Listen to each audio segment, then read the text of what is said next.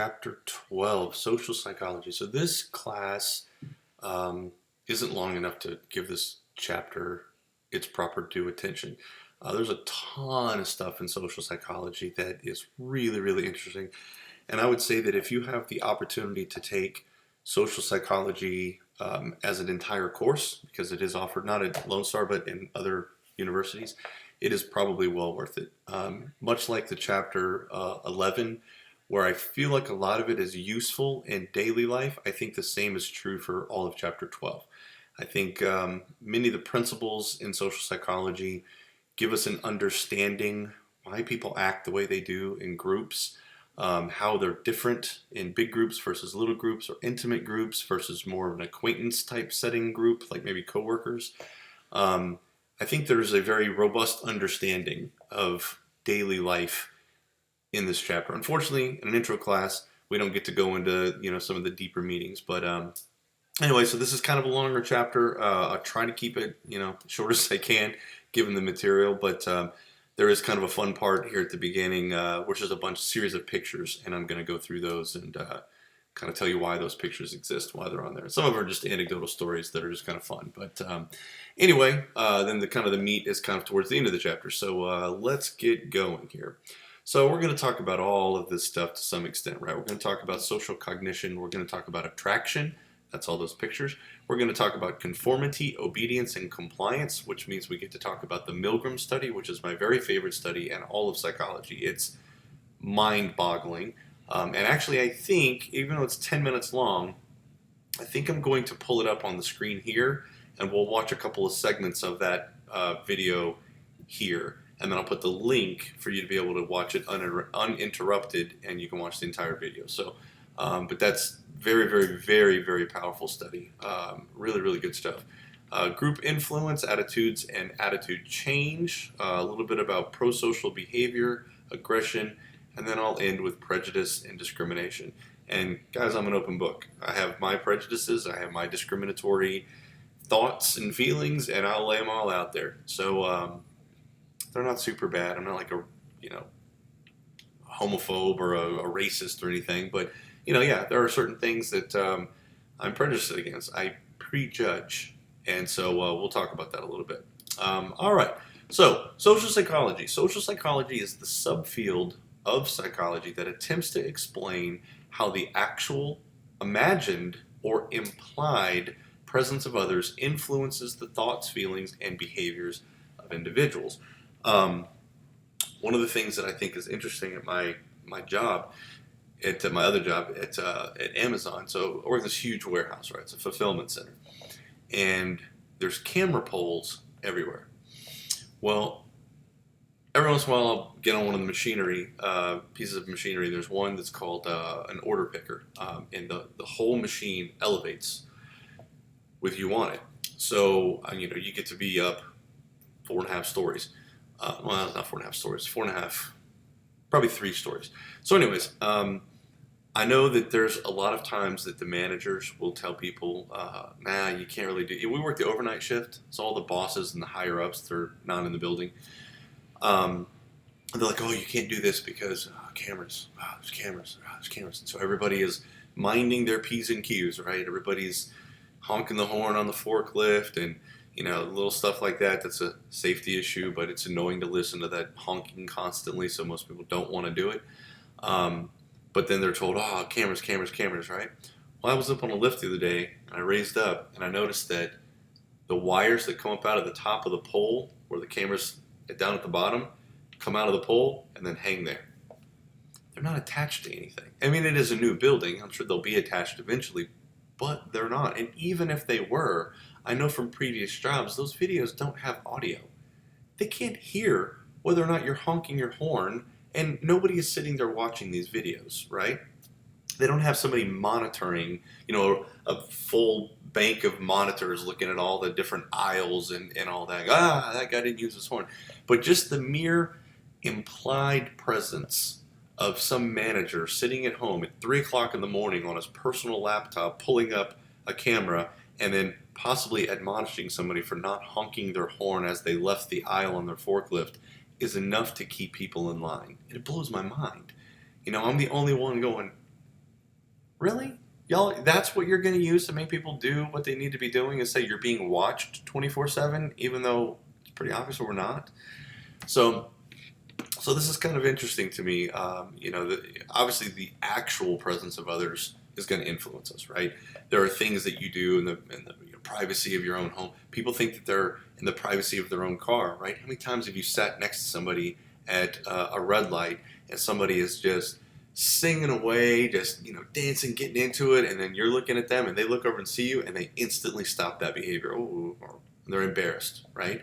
So we do things alone that we wouldn't do when we know we had an audience. Sometimes it's an actual audience, sometimes it's imagined, sometimes implied, but it doesn't. Bottom line, it doesn't really matter. We think we're being watched. It's going to influence the way that we act, sometimes the way we think, sometimes the way we feel. Social cognition is the process of attending to, interpreting, and remembering information about ourselves and others. All right, so I'm going to make this bigger. I'm going to take me out of the picture a little bit. Actually, I'm just going to go full on slide. Let me ask you this. Which of these two people is smarter? I know you don't know who either one of them are, right? Possibly you do. But get an idea. Get something in your head. Which one do you think is smarter? If you had to put $50 on it, who would you guess? Well, the first guy, that's Neil deGrasse Tyson. He has a degree in physics from Harvard. He has a master's degree in astronomy from University of Texas in Austin. He has a PhD in astrophysics from Columbia. He gave lectures at the age of 15, and he's been awarded medals from NASA, and he's a presidential appointee. The other chick, that's just some stock photo I just pulled off the internet. I have no idea. Many people often will say, this is the smarter one, right? Why? Well, because we prejudge, right? It could be based on race, right? And that's not necessarily because he's a black man, but because she's an Asian woman, right? Have you ever met an Asian that wasn't just like crazy, stupid, smart?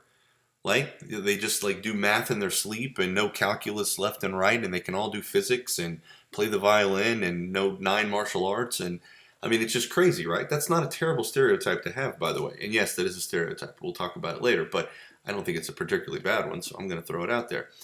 So race might have come into play. What about the fact that she's wearing glasses? Don't we typically associate somebody wearing glasses with somebody that's more intelligent? We assume that they lost their vision because they've read so many books, right? Not that they've played too many video games, right? Or they, read comic books in low light or something, right? What about the fact that he's dressed this way, right? He's a little disheveled, right? Clothes look a little wrinkled. He's got this shirt that's kind of thrown on, untucked, right? Kind of looks like he's at a party, right? He's got like these bands on his thing. It looks like he looks like he has a beer in his hand. So all of this comes into play, right? And we make a judgment call. And our first impression is that he didn't look that smart. One of the most brilliant men in the country, right? She, on the other hand, looks super smart. My guess is she takes, this picture, and then the photographer is like, okay, you're done. And she's like, okay, thanks. I'm going to go shopping now. And she's not at all the person that she's representing in this picture, right? She could be the biggest airheaded idiot known to man, right? But we make judgment calls. All right, so first impressions. What were your first 2 impressions that you might have had about me? This is always an interesting conversation because I always have a few people that are brutally honest, which, I don't mind. I have thick skin. It's a little different in this format. I mean, first impressions over the video may not come across the same as in person.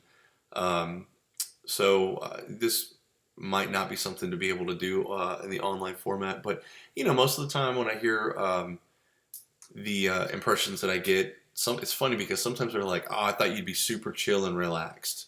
And then other people will pipe in and they'll go, oh, no, I thought he was going to be a jerk. And it's interesting that, you get these dichotomous viewpoints. And so I've asked you, like, elaborate on that. What made you think that I was going to be like super chill and, really relaxed and easy? And they're like, mostly because of the way you're dressed. You wear jeans and t-shirts, and, a lot of our professors are in khakis and polo shirts and all that. So when I saw that you were dressed down, I was like, oh yeah, he's super chill and relaxed. And by the way, that's true. I hate dressing up. I had a job wearing a uniform for a decade, and so I got used to wearing, I didn't have to pick what I wore every day. And then I was a teacher, and I had to wear the whole khakis and polo, so I paid $20 a month to be able to wear jeans. $20 goes to some charity that the school needed, so it was worth it. And I just want to be comfortable, right? I'm not particularly comfortable with tucked in shirts.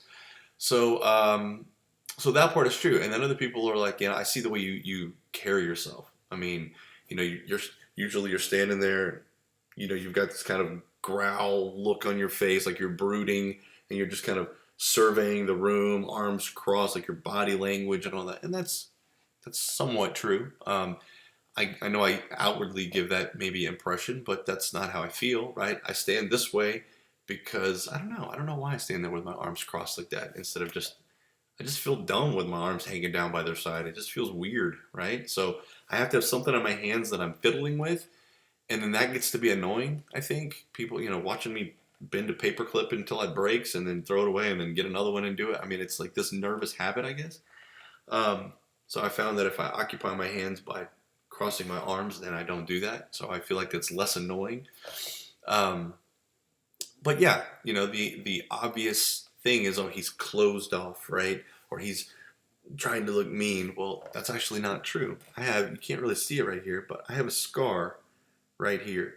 From when I was a kid, I was cutting something with a knife like an idiot, and I was pulling up, and then what I was cutting, it broke through, and whenever I flew up with the knife, I stabbed myself right here next to my eye. So I have a pretty deep cut right there. So you can't see with this filter on, but usually it looks like I'm, wrinkled right here because I'm, what's that look? Frowning, right? But I'm not. It's just I have a scar, so it looks like I'm always mad, but I'm really not. So anyways, yeah, first impressions, are they right or are they wrong? Well, first impressions are usually formed within about 3 seconds. Within about 3 seconds, we already have some first impressions about a person. And they're quick assessments based on subtraits that we either greatly value or that we greatly detest. And I will tell you right now, I'm absolutely guilty of this. I hold the English language in high regard. I am very impressed with, for instance, British, right? The British, they're very proper, and I would love to live there, right? Because I absolutely hate hearing people with the slang and the, certain things that people say that just bother me. And I don't care, we don't have to make this a race conversation. I don't care what color you are because I hear white people that talk like this. So it's not a race thing. But I'll just hear somebody like, yeah, man, yeah. I was like, what's up, man? There's that whole thing. What language are you speaking? I mean, would you ever go to a doctor that talk like that and be like, hey, doctor, what's going on? Oh, man, you got the herpes, yo. Would you ever go to that doctor again? Or would you be like, I want that material to be presented to me in a manner that is indicative of your degree, right? That is reflective of your level of intellect and education. That's probably my biggest prejudice, right? It's just ignorance because, you can't help the color of your skin, you can't help your sexual orientation, all these other things that people are prejudiced against. You can't help those things. So it's silly to me to be prejudiced against them because you're basically forming an opinion about a person against something that they have no control over. But everybody has control over their intellect. Read a book. Libraries are free. Monitor how you speak. Don't talk certain ways to certain groups. Parents shouldn't speak in certain ways in front of their children, in my opinion. Children shouldn't speak in certain ways in front of their parents. So, kind of know where you're at, know who your crowd, know who your audience is, who can hear you, and act accordingly. So, that's I'm skipping to the end of the whole chapter, but it plays into this conversation as well. So, first impressions are important because if I have interviewed somebody for like a position, like I had to interview people to be my research assistant at Sam Houston, and everybody was pretty educated, right? So everybody spoke fairly properly. Not really judging people by how they dress. I don't really care what you wear, within limits. Don't really care if it was a man or woman, don't really care, white, black, Hispanic, none of that stuff matters. I think anybody could, easily do that job. But what mattered to me was kind of how they interacted with me. I want people that sort of understand chains of command. Is that maybe an okay thing to say? I don't want people, that come in and they're like, oh, hey, Daniel, and they're talking to me like we're buddies. I'm like, you're going to be working for me. Like, that's, until you're given that permission, that's kind of strange that you would come in and assume that we have that level of intimacy with one another. Um, my first impression of a person like that is going to be like, wow, that's, speaking of, manners and things like that, and social etiquette, right? Social norms, that's not the norm. I would never call my boss, the department chair for Montgomery campus, his name is Dr. Cliff Hutter, and he is Dr. Hutter. And I mean, just no ifs, ands, or buts, right? Until he says, nah, no, call me Dan, or call me Cliff. And even the first time, it's like, really? Like, you're my boss, and you're a doctor, and you want me to call you Cliff? So it took a little getting used to, but now we're on a first name basis, and of course it's reciprocated. So I don't expect him to call me Dr. Hageman while I'm calling him Cliff. But everybody has their preference, and so until you learn that preference, I like when people sort of have that decorum that they know kind of who they're talking to, right? So so first impressions. Now, can they change? So you get a first impression of somebody, let's say that, maybe talks a certain way, and so you automatically think, yeah, this person's uneducated, they're not very proper, they don't really know their place, for instance, and then you get to know them, right? And then you realize, oh man, they are super smart. Like, intellectually, they may not sound it when they talk, like they're very ghetto, they're very hood, if you want to say those words. No offense meant, but I worked in those areas, so that's pretty common vernacular for me to hear. Like Cardi B, she says all the time that she's very hood, she's very ghetto. And if you listen to her talk, oh my God, she absolutely is. Is she a smart lady? She's pretty smart. She's got a lot of street smarts. She's got some intellect. I mean, look at her position, in her field. I mean, it's a cutthroat business, and she's doing very well. So, it's easy to form that first opinion, and it's really hard to shake it once you form it. Even whenever you're faced with contradictory evidence, like in her case, right? She's very smart, but you can listen to her talk, and it's just hard to wrap my brain around how can somebody be so smart and then talk like that. So again, my prejudice, my discrimination, which is my fault, right? That's a thing on me that I try to keep to myself unless I'm using it as an educational tool.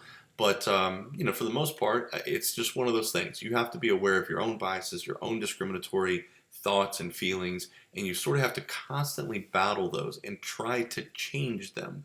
And that's the big thing, right? You don't want to hold on to these unfair opinions throughout the rest of your life, right? Especially whenever you're faced with contradictory evidence, right? So you want to kind of always have that internal battle to get rid of that, because in a perfect world, we would have no prejudice. We would have no discrimination. Is it possible? Sure. I think some people are probably pretty unprejudiced, like across the board. And I think other people, based on the way that you're raised, based on your environment, based on a lot of things, we form opinions, and then they're hard to shake. So anyways, all right, I'm harping. Let me get past this. All right, let's talk about this slide just real quick. So attributions. So attributions are an assignment of a cause to explain one's own or another person's behavior. So we're all basically budding psychologists, right? When somebody does something, we want to know, well, why did they do that, right? That sort of inherent curiosity as to why behavior happens. So there's basically two ways that you can assign that in the field of social psychology. We can assign it a situational meaning or a dispositional meaning. In other words, did something happen? Did somebody act in a certain way, right? Are we going to attribute that behavior to an external cause, or are we going to attribute it to an internal cause, right? So for instance, Susie comes to work and she's being really bitchy, right? Now, maybe you don't know Susie, right? So you're going to assume she's just kind of a bitch, right? Maybe you know her and this is out of character for her. So we're going to be much more likely to give that a situational thing. And we're going to say, well, something must be going on in her life. I know she's not like this normally, but she is obviously today. So there is some external cause that is creating this attitude, right? So attributing the behavior to an external cause is situational, and an internal cause is the person's disposition, right? She's being bitchy because she has low self-esteem and she has to beat people down to feel better about herself. In other words, she's that way through her fault, through no fault of anyone other than her own. She is this way, right? That's dispositional. So how does this come together? So we have something called a self-serving bias, where we tend to attribute our successes to dispositional causes, right? I did really well on that test because I am really smart.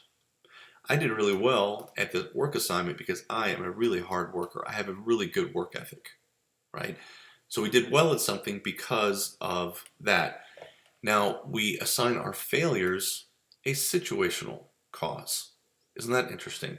So I did well on the test because I'm really smart, and they did poorly on that test because, well, they're really dumb. Well, no, that's a horrible example. Sorry. Let me read this. Found a new boyfriend because she's awesome and realizes that her boyfriend only left her because she lives too far away. So there's a little bit better example. So I kind of misspoke before. So in other words, when good things happen, it's because we're good people, and when bad things happen, it's because something acted upon us that made that bad thing happen. I know that we were kind of having a race at work, stowing pallets. Right, we had all this stuff on a receiving deck. We had no other room to receive new material. There had been problems with the racks; they were being rebuilt basically, so we had to kind of wait. So the whole system kind of relies on everything working in unison with each other, and so when we weren't able to stow these pallets of materials, they just piled up, and now we're way behind. So I had to jump on a machine and stow. So me and another guy are grabbing pallets and sticking them on shelves, grabbing them and putting them on shelves. And when you looked at our numbers at the end of the day, and he does this all the time, I wasn't doing this regularly. So, you think his numbers would be better than mine, but it turned out that our numbers were way different. My numbers were probably 2/3. I was doing, 3 pallets to his, 2, maybe actually to his 1, if I'm being honest. So, you look at those numbers and it was like, and so of course the operations manager goes, well, Daniel, how come your numbers are so much higher than his? And I know why. And so I said, well, I'm going to let Jimmy answer that first because, social scientist. So I wanted to know what his answer was. And his answer was, well, the reason Daniel's numbers were higher was because I was not feeling well that day. And he had all these excuses, right? And I stopped him. I'm like, look, this is painful to listen to. Listen, it's real simple. The reason my numbers were higher is because I was operating on the north end of a brand new aisle, which means I have clear shelves as far down as I can see. So all I have to do is drive to the next open space that the merchandise will fit, stick it on the shelf, go pick up the next one and go do that. Jimmy, on the other hand, was on an aisle that had previously been full. And so there's little spot bins here and there where things had been picked and, customers had purchased. And so he's having to drive up and down the aisle and look for a spot. And then once he finds one, obviously there's a lot of times an empty pallet there, so he has to drop off his merchandise, go move that empty pallet out of the way, go get his merchandise and put it back. Are either one of us operating any faster than the other? No. We're doing the exact same job, but I have a much better situation. I have clear shelves with no empty pallets, and I know right where I'm going. I don't have to hunt and peck for holes. But it was interesting to see him, try to kind of say that, he wasn't as good, or I was better, or whatever. It was all situational. It had nothing to do with dispositional, who's better, who's a better worker, who's smarter, who's faster, whatever.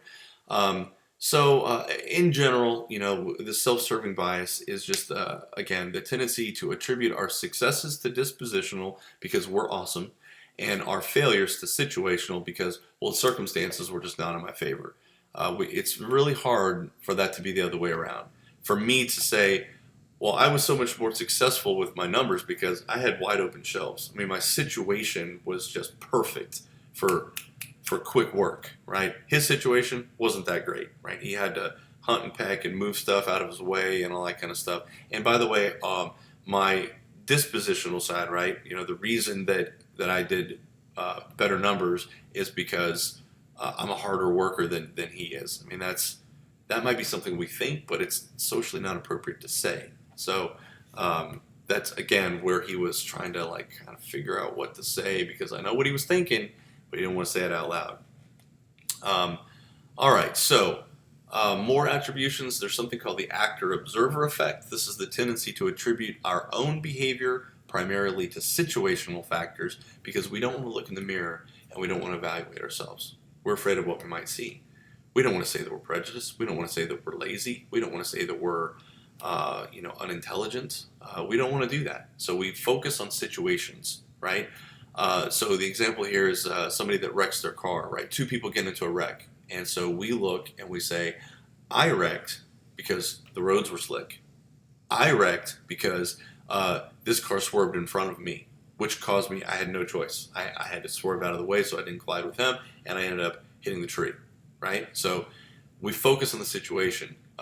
We don't want to look and say, you know what, I was daydreaming and I didn't react fast enough. Whenever this happened, this car swerved in front of me, I panicked and I jerked the wheel too hard to the right and, more so than what I needed to, just evade that person. And I overcompensated and I hit a tree. We don't want to admit these things. So we just focus on the situations. So now when we're talking about somebody else, and again, there's a social context here. Is it appropriate to do this? Am I standing there talking with a police officer and another, person? I had a lady one time, and I was driving. This isn't a police officer story. I was driving, and there's two lanes, and I'm in the left lane, and she's coming out of a parking lot and tried to turn into the right lane as I was passing. By the way, there were no cars behind me. She could easily have waited another second for me to pass and then turned and not worried about it. But she turned while I was in the left lane, and she turned wide, came into my lane, and we touched bumpers. And I was pissed, right? So we pulled into the parking lot and everything, and she wants to say, well, what'd you do that for? What'd I do what for? She's like, well, I mean, I turned into that lane, and it's like you were changing lanes, and you just ran into me. I said, I wasn't changing lanes. I have to turn left up here. I was in the left lane preparing to turn left at the light that's 100 feet away. So don't tell me that you turned wide. You missed the lane, probably because you're afraid you're going to hit the curb. So you came out large from the curb and turned and, collided into me. It's because you're too impatient to wait. So, we had this back and forth or whatever. So, officer comes to do the accident report or whatever, and he sees the damage and hears both stories or whatever.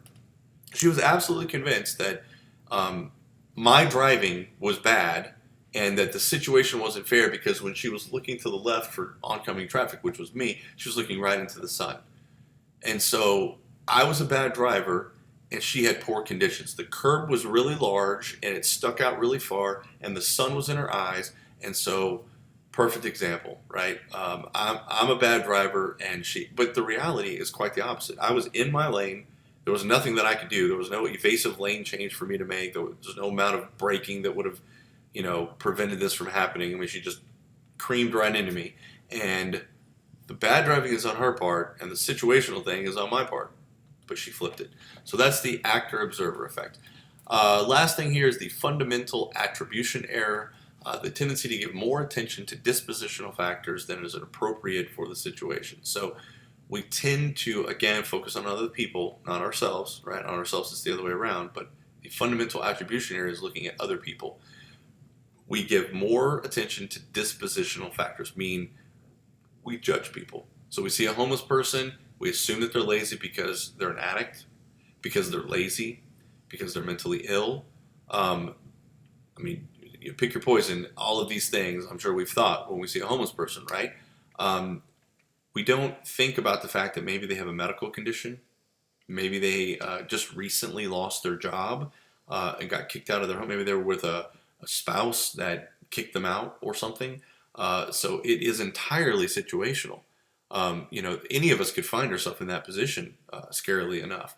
So we don't like to look at that, though. We don't like to say this person is homeless probably because they fell on hard times. They probably just lost their job because of COVID. They're out here panhandling for money to feed their children, right?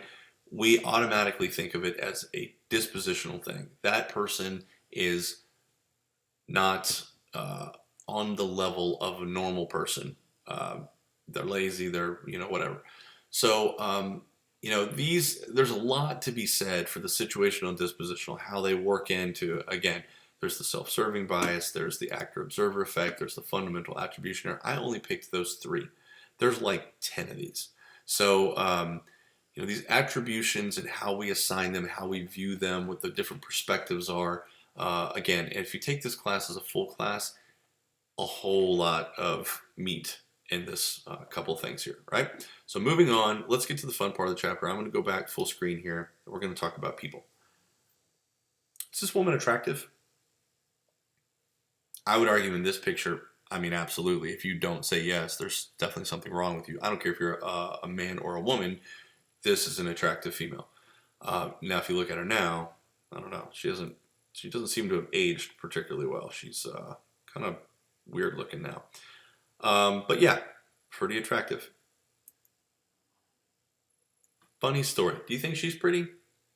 I mean, she's not ugly, right? So I used to go to this, actually I'm going to go back to here, right? So I'm telling you the story. So I put this story in here as a dig to an ex, who obviously doesn't see this, but it just makes me happy. So we used to go to this movie theater chain that is now closed down, but it wasn't like an AMC or a Regal. It was like some mom and pop little chain, and they had kind of their own commercials. And there was this commercial where this couple's on a date, and the cool thing about it to me, and I just pay attention to this. So my college roommate was a radio, television, and film major. So he would edit videos and show me videos and all that kind of stuff. So I know a little bit about the making of videos, and so I look a little deeper into commercials and TV shows. I look at camera angles and lighting and things that most people probably don't even notice, but I've been made aware of them, and now I can't not see those things. So in this commercial, on this date, the premise of the date is the guy is really shy, and he goes to put his arm around her a couple of times, and he just can't quite do it. And then eventually she sees it, and she takes his arm and puts it around her and leans in, and it's this big, sweet moment, and it's great. But my favorite part of the commercial is, and I honestly, it's been so long since I've seen it, and I can't remember if it was him or her. I think it was him. I think it was the guy. So they're advertising the concessions. That's what the commercial is. It's a Coke commercial, if I remember right. So she takes the drink, big Coke drink or whatever, and she's looking at the film, the movie that's playing, and she leans forward to take a drink and just hits that straw perfectly, right? Just poof, straw in her mouth and instantly sucks, and you actually see the Coke come up the clear straw, takes a quick drink, and then comes back with a smile. And I just thought, oh my God, that was such a perfect take. Like, how many times have you gone for a straw? I'm going to use my finger, right? How many times have you been like, right? And you miss the straw, and it's like you see somebody do that, and it's like the silliest looking thing ever. Like, that person just looks so dumb, but we've all done it. That didn't happen. It was just bam. I mean, it was perfect. It was a perfect take, and so I was always impressed by that. So one time we were watching this movie, and she is trying to tell me some crap that I didn't care about. And as she's blah, blah, blah, blah, blah, whatever, right before the movie starts, and I'm like watching this, and she's like, can you not even look at me? And I'm like, hang on. And I saw the scene, and it made me happy, and I was like, there's that good, camera scene again. And then she goes, well, I'm sorry that I can't compete with her. If you'd rather watch that girl on the screen than talk to your girlfriend that's right next to you. And it was this big fight. And the funny thing is, she thought I was checking the girl out, and I absolutely was not checking out this girl. I was watching, actually, I think it was the guy take a drink out of the straw. But of course, I'm never going to convince her of that, right? Because I'm a guy, and so obviously I must be checking out the girl. We actually broke up over that. This is a horrible relationship, by the way. So we broke up over that, and this is years ago, and I had Facebook, and I did research, and I found this girl. Her name is Caitlin Carver, and I friended her on Facebook, and she friended me back, and I told her that story in a DM, and she laughed and wrote me back. We became like kind of unofficial pen pals. She'd actually like things on my page from time to time. She had hundreds and hundreds of followers, but she hadn't really made it as an actress, so she wasn't huge. I think she had like one acting credit to her name. So, anyways, then I ended up getting back together with that girl, and she saw that I friended this girl. So it was like the best revenge ever, right? Like we broke up over this stupid commercial, and it's like, okay, well, since we're broken up, guess what? Now her and I are friends. So it was like the best revenge ever. Yeah, obviously we broke up a couple months after that again, but that last couple of months where I was friends with this girl was just beautiful. So yeah, I have to include that girl on there. All right, back to full. All right, so yeah, pretty. What about her? She pretty? Now, here's the thing. We said, I'm just going to assume that you said yes, right? We say yes that this is pretty. We say yes that this is pretty. Say yes that this is pretty. Do these two look anything alike? So how can that be? How can they both be attractive and they don't look anything alike, right? We got brown hair, or really dark brown hair. We got blonde hair. We got kind of a green eyes. We got, actually, she's got kind of bluish eyes. We have a little bit fuller lips there than we have here. And then, well, yeah, pretty full lips there. So what makes somebody attractive, right? It's not hair color. It's not eye color. It's not necessarily facial features. How about this? That's a bad picture, but that's Jessica Biel. Should have got a picture of her, like, full body. What about this woman? This woman is a newscaster in France on some fairly local but not huge television channel.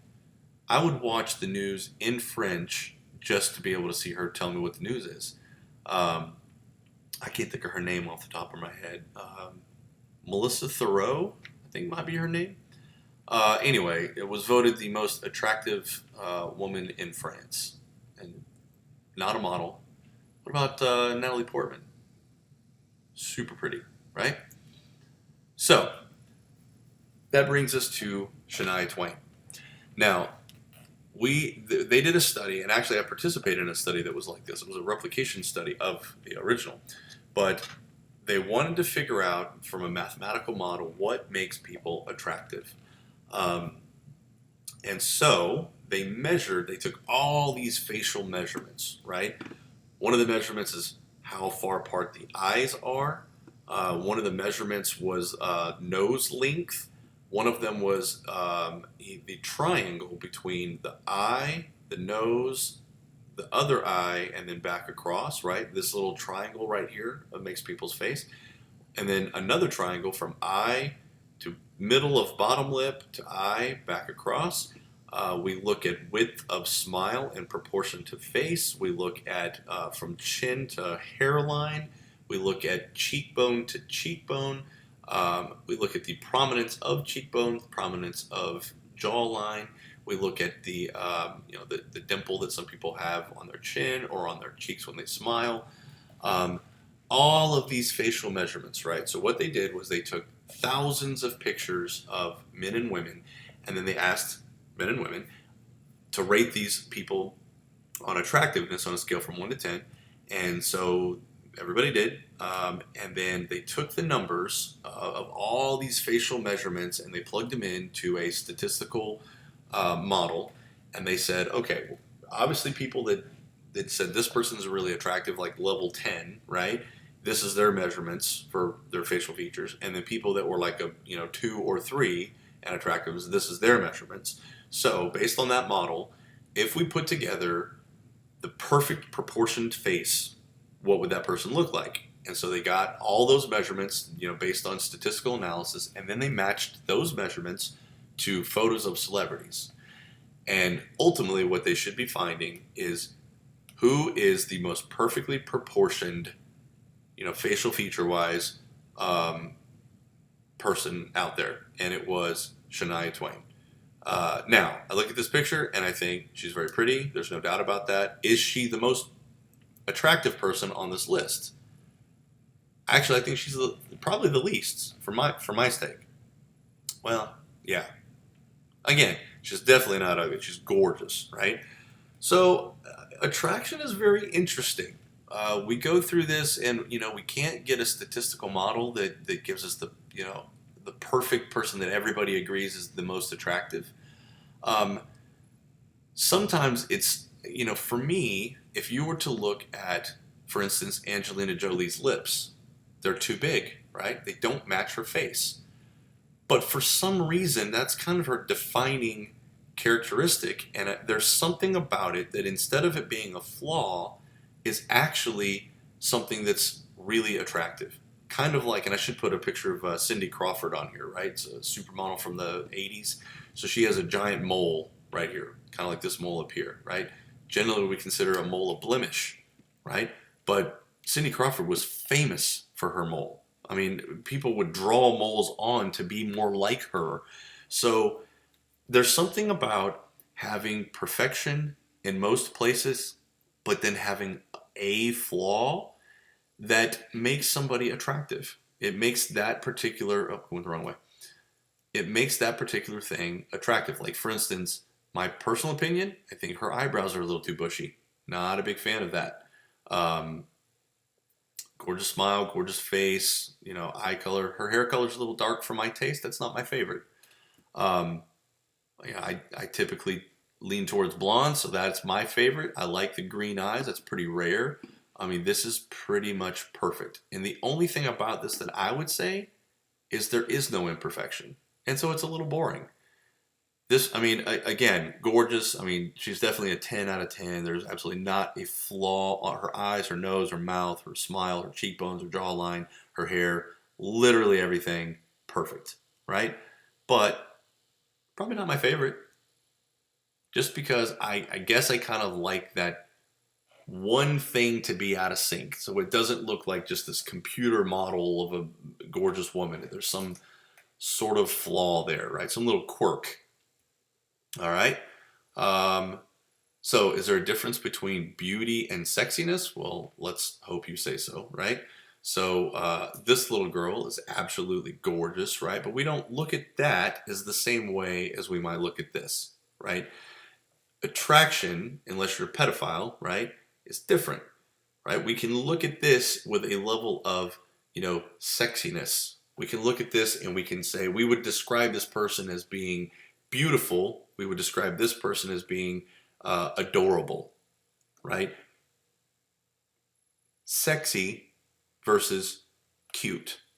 So what makes us use these different terms? Why are we, using these two different terms to define attraction, right? Or not attraction, but attractiveness. That's what I should say, right? I mean, we're not talking about eyes and nose and mouth and facial features and proportions and all that kind of stuff here. We're talking about the difference between, and this is just words in the English language, right? I mean, we look at this and we say, yes, and we automatically gravitate towards the relationship, the social implications of this person's attractiveness, right? In other words, I could see myself with a person like this in a perfect world. If I won the lottery and I was a millionaire, I would be with a person like this, right? So we look at this person automatically as potential romantic involvement versus we don't obviously think that way unless we are, personality disorder. By the way, this is my daughter. Isn't she adorable? All right. It dawns on me that I haven't given the women anything to look at. So sorry. Here's one for the ladies. We talk attractiveness. Well, I mean, this guy's got it all, right? I mean, every woman likes a hairy guy. So this guy is, got that and then some. He's got the sort of mullet thing going on here, right? He's got the long hair there, but then the no hair on top. So that's pretty hot.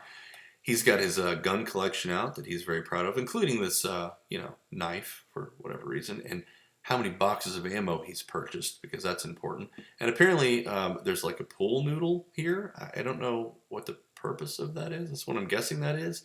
And then, not to be undone, two guitars, not real guitars, mind you, but Xbox guitars. So there you go. What would make a guy take a picture like this? And who is he taking it for? Is he holding something hostage here? Why is he holding this gun in close proximity to?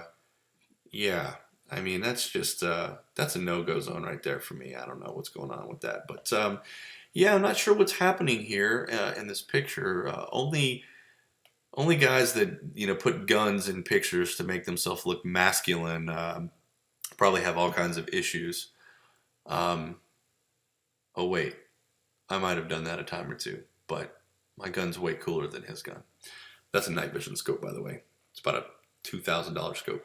All right, explain this. So there was a reality show that aired in London, in the UK, that was specifically, they found couples that were mismatched, but self-professed happy. And basically, they tried to challenge their relationship, which is pretty awesome. And they basically made him go on a couple of dates with girls that were a little bit more equal to him, and guys that were a little bit more equal to her. And they did this with several different couples. And some of the couples ended up realizing that, yeah, I would feel a little less insecure if I was with somebody that was kind of more on my same level. And they broke up and pursued other people, and other people stayed together, and this couple won. They were unflappable. They absolutely madly in love. By the way, I forgot his job, but he's like a checkout person at a grocery store or something. Like he bags groceries, literally. And I forgot her job, but it was some kind of corporate job. So she makes money. She's gorgeous. But and they're not like high school sweethearts. They didn't go through like a near-death experience together or, anything like that. I don't think that her family owes his family money or anything weird, right? They just met, and she really digs his personality and just admires him as a person. So looks doesn't matter as much to her. And I have to say, hats off. Kudos to you, both of you, for finding that. That's pretty rare. Do we see couples like this every once in a while? What is your thought when you see, I don't know if everybody people watches as much as I do, but when people watching happens back in the day when people were out and about, what do you think whenever you see a couple like this? All right, what do you think whenever you see this couple? He is an Italian billionaire, and she looks super happy to be with him, right? So, money. Obviously, right? That's not love. That's just her saying, I want a certain life, and this man will provide it, and him saying, I will substitute, physical affection for, pretend love, basically. This used to be on a poster that said, guys, this is why you should stay in school. So you can, have big paying jobs and get girls like this. And then also on the bottom, it said, girls, this is why you should stay in school. So that you don't have to marry up and, have somebody taking care of you. You can take care of yourself. So, what about this couple? Now we're bringing interracial stuff. So we're going to talk about attractiveness across races, right? Some people don't find people outside of their race particularly attractive. Not that there's anything wrong with that race, but it doesn't do it for them. They don't feel an attraction towards even what would be considered a good-looking person of that race. So, I don't know, Beyonce, Halle Berry. These are names that come to mind that I think are gorgeous. Not every white person would be attracted to these people. Who's a good-looking black guy? I don't know, Will Smith, Drake. Is Drake even black? I don't listen to that kind of music, but I know the name. Are they good-looking guys? I don't know, probably. There are white women that would just not be attracted to them, or Hispanic women that would not be attracted to them because they just aren't attracted to people outside of the race. Here we have, a black man and a former supermodel that were married for quite a long time, Is he a good-looking guy? I can't really judge that because I'm a guy and I'm a white guy at that, so it's hard to say. But definitely a standout couple, right? Are they? Is this the norm? I would say no. Is this outside of normal? I wouldn't really say no to that either. I would say yes to that. I think this is becoming much more normal, right? Interracial relationships in the last 20 years have just skyrocketed. People don't really look twice at it so much anymore. I think they're much more accepted than they were before. What about this? This is kind of like that Italian billionaire, right? This is just maybe not so much his money, although it probably is. But she's not hurting. I don't know who this is, one of the many, but I'm sure she does just fine on her own with modeling and probably some acting and whatnot. I'm sure she could live a pretty comfortable life just based on her looks. So it's really probably not about the money as much as it probably is the fame, right? Fame and fortune that came with being with Hugh. All right, what about this short-lived couple, right? Back in the day when she was really taken off, Julia Roberts was the in Hollywood girl, right? She had the smile that was worth millions. She gets with Lyle Lovett. He wasn't even really big in his field. He's a country singer and not even a big one. And I'm sorry, this is not a good-looking man. And they got married. So maybe looks aren't as important to everybody. Maybe looks are something that is. Now, would you go so far as to say that it's not important? Looks are not important? Certainly, some people put more importance on it, right? Some people. I mean, I dated a girl that was smoking hot, way out of my league, just because she was so pretty. But she was a horrible human being, and I knew that from day one. But I didn't care because everywhere we went, everybody looked and was like, "Oh my God!" And I'm sure what they were thinking is, "What is she doing with him?" But it felt good for a little while, right? It was a good boost to my ego until I realized what a horrible human person she was. Um, so yeah, I mean, that was an example of a period in my life that I thought looks were the only thing that mattered. And it was a good life lesson for me that no, it's not the only thing that matters. Now, could I be with, a morbidly obese, missing one eye, no teeth, somehow disfigured, person? Well, no. I mean, honestly, I can't say that even if they were fantastic and fun to talk to, there would be no physical attraction there. And if there's not a physical attraction, I think you miss out on the intimacy, which pretty much sets apart a friendship from a relationship.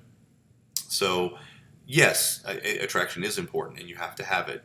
Is it something that should be the number one thing? Again, no. And everybody has kind of their own formula for that, which is interesting, right? People put a different amount of weight into what they feel is an attractive person. All right, what about this? By and large, I would say he's an attractive guy. I don't think he's an ugly guy, but he is like, 30 years or something older than her. So how does that work? Right? I mean, she's gorgeous, obviously, world-class beauty. And back in his day, he might have been too, but it was, again, 20, 30 years ago. So can we be attracted to, can she possibly find him physically attractive? Or is it weird for him to find her physically attractive? I mean, where do you draw the line there, right? I don't know how old she is in this picture. Let's say that she's in her let's say she's 30. And let's say he's 60. And again, I don't know what the difference is between them, but let's just say that he's 60 and she's 30. Is that weird? Maybe not, right? A 30-year difference. Okay, what if he was 50 and she was 18? Would that be looked from? I think, if I remember correctly, Jerry Seinfeld, got together with his current wife back when she was like 18 years old, and everybody lost their mind about it because she was so young, and people thought he was weird for liking somebody that young, and she was obviously just in for the money and all of that, but yet I've watched many things with Jerry Seinfeld that are kind of behind the scenes and him talking about his family life, and she is apparently an amazing mother, and really reminds him all the time to work and, build your legacy and do what you're doing. I know it's your passion, but at the same time, don't forget to, have time for me and for the kids. And she really balances him and kind of runs that household. And he is quick to say that he listens to her and basically kind of obeys to some extent. And so, years and years later, I don't know how long they've been together, but I'm going to say 20 years. So she wasn't in it for the money. He found somebody that he really loved, and she turned out to be a pretty remarkable person. So is it weird though? I mean, what makes us in our society hear about a guy that is attracted to an 18-year-old and think that there's something wrong with that? I married an 18-year-old when I was 26, and all my friends turned against me. I met her when she was 17, and we dated for that year and got married when she barely had turned 18. And I look back, and it was a huge mistake because there's a lot of developing left to happen. When you're 18, you don't know who you are, right? And so the chances that you're going to grow together are, I would say, fairly slim, right? They're going to grow in a certain direction, and you hope that you move in that same direction with them, and that it's not apart from you, that it's together. And in my case, unfortunately, it was not together. She kind of grew up in a way, and that's a big reason that our marriage lasted for 11 years. And by then she had kind of found her career and found who she really was, and we had kids, and so she became a mother, and then that changes you quite a bit. And all of this changing that she had did, I just didn't even recognize the person anymore. So, we did not manage to grow together. So I think a lot of people recognize that pitfall, and they're quick to push it onto others, but other people are a little better at steering those changes, gradual as they may be, into something that unifies you. So it's not always a terrible thing. One more couple here. This is Padma Lakshmi. She is a model, obviously, and she is from Top Chef. I used to watch that show a lot. And then this is an author. His name's Salman Rushdie. They're not married anymore, but they were married for a really long time. I don't find him to be particularly attractive, but look what he landed. She was doing very well as a model. She's very, very smart, very refined. So she didn't marry him for money. She already had all that. She just liked him because of his intellect. That's what you always hear. You always hear girls say that they want guys that are smart and funny. And I'm freaking both, and nobody's interested. Anyways. All right, let's go back to this. All right. So that was all the pictures. Usually those are fun conversations, so it's not really that interesting just hearing me talk about it. So, all right, I want to talk about Sternberg's triangular theory of love. So this is pretty interesting. I like this quite a bit. 3 components: intimacy, passion, and commitment. So there's a bunch of different ways that these 3 components can come together and form a particular kind of relationship, right? So maybe you have 2 out of the 3, maybe you have 1 out of the 3, maybe you have none, maybe you have all 3. So that's kind of how this comes together. And let's take a look at what that would look like. So intimacy, just to define the terms, intimacy are emotions associated in the relationship that foster a sense of connection. So it's not just physical intimacy, right? This is an emotional connectedness that comes together and makes you feel like you're together with that person, right? Now, passion is the sexual desire and the physical attraction, what we've been talking about pretty much this whole time. And then commitment, he's broken down into 2, short-term and long-term, right? The decision to be in love, right?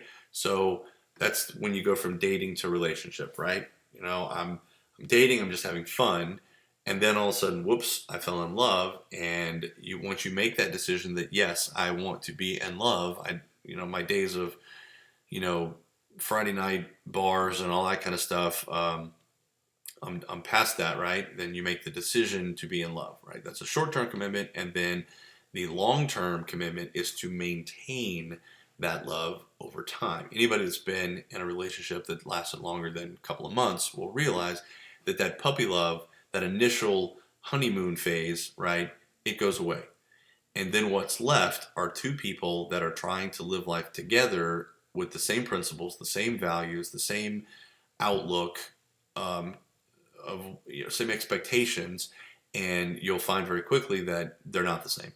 So it becomes a battle of basically compromises and giving up things that you're willing to sacrifice and fighting for things that you're not willing to sacrifice. And so it is maintaining that love is its work, right? So some people are want to do that. Some people make the decision to fall in love, right? So they're in a relationship. That's the short term.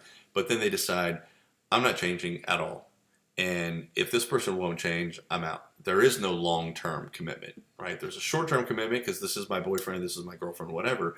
But as soon as things go south, as soon as there's a problem of any kind, it's I'm going to bail and go find somebody else, right? So it makes sense to me to have these broken down to short and long term. So what would that look like? Well, this is what it looks like. The different 1, 2, 3, 4, 5, 6, 7. So there's actually 8, right? So there's only 7 on this slide. But if you don't have any of these 3, you have a relationship with somebody, but there is no intimacy, there's no passion, and there's no commitment. Then what you really have is an acquaintanceship. Okay, that's how I would probably label most work associates, right? You're not emotionally connected to this work associate, right? There's no sexual desire or physical attraction with this work associate, and there's no commitment. If they wanted to quit and leave, you're not going to quit with them, right? There's no commitment to be there. It's just you're occupying the same place at the same time. So if you don't have any of those 3, then that's just a work associate. That's not on the slide. Now, maybe you have 1. You just have the intimacy. There is some kind of emotional connection that you have with somebody that's just liking them. This is a friendship, basically. All right? Don't we have that with our friends? Don't we have emotions associated that foster a sense of connection? I mean, one of my best friends' name is Hal.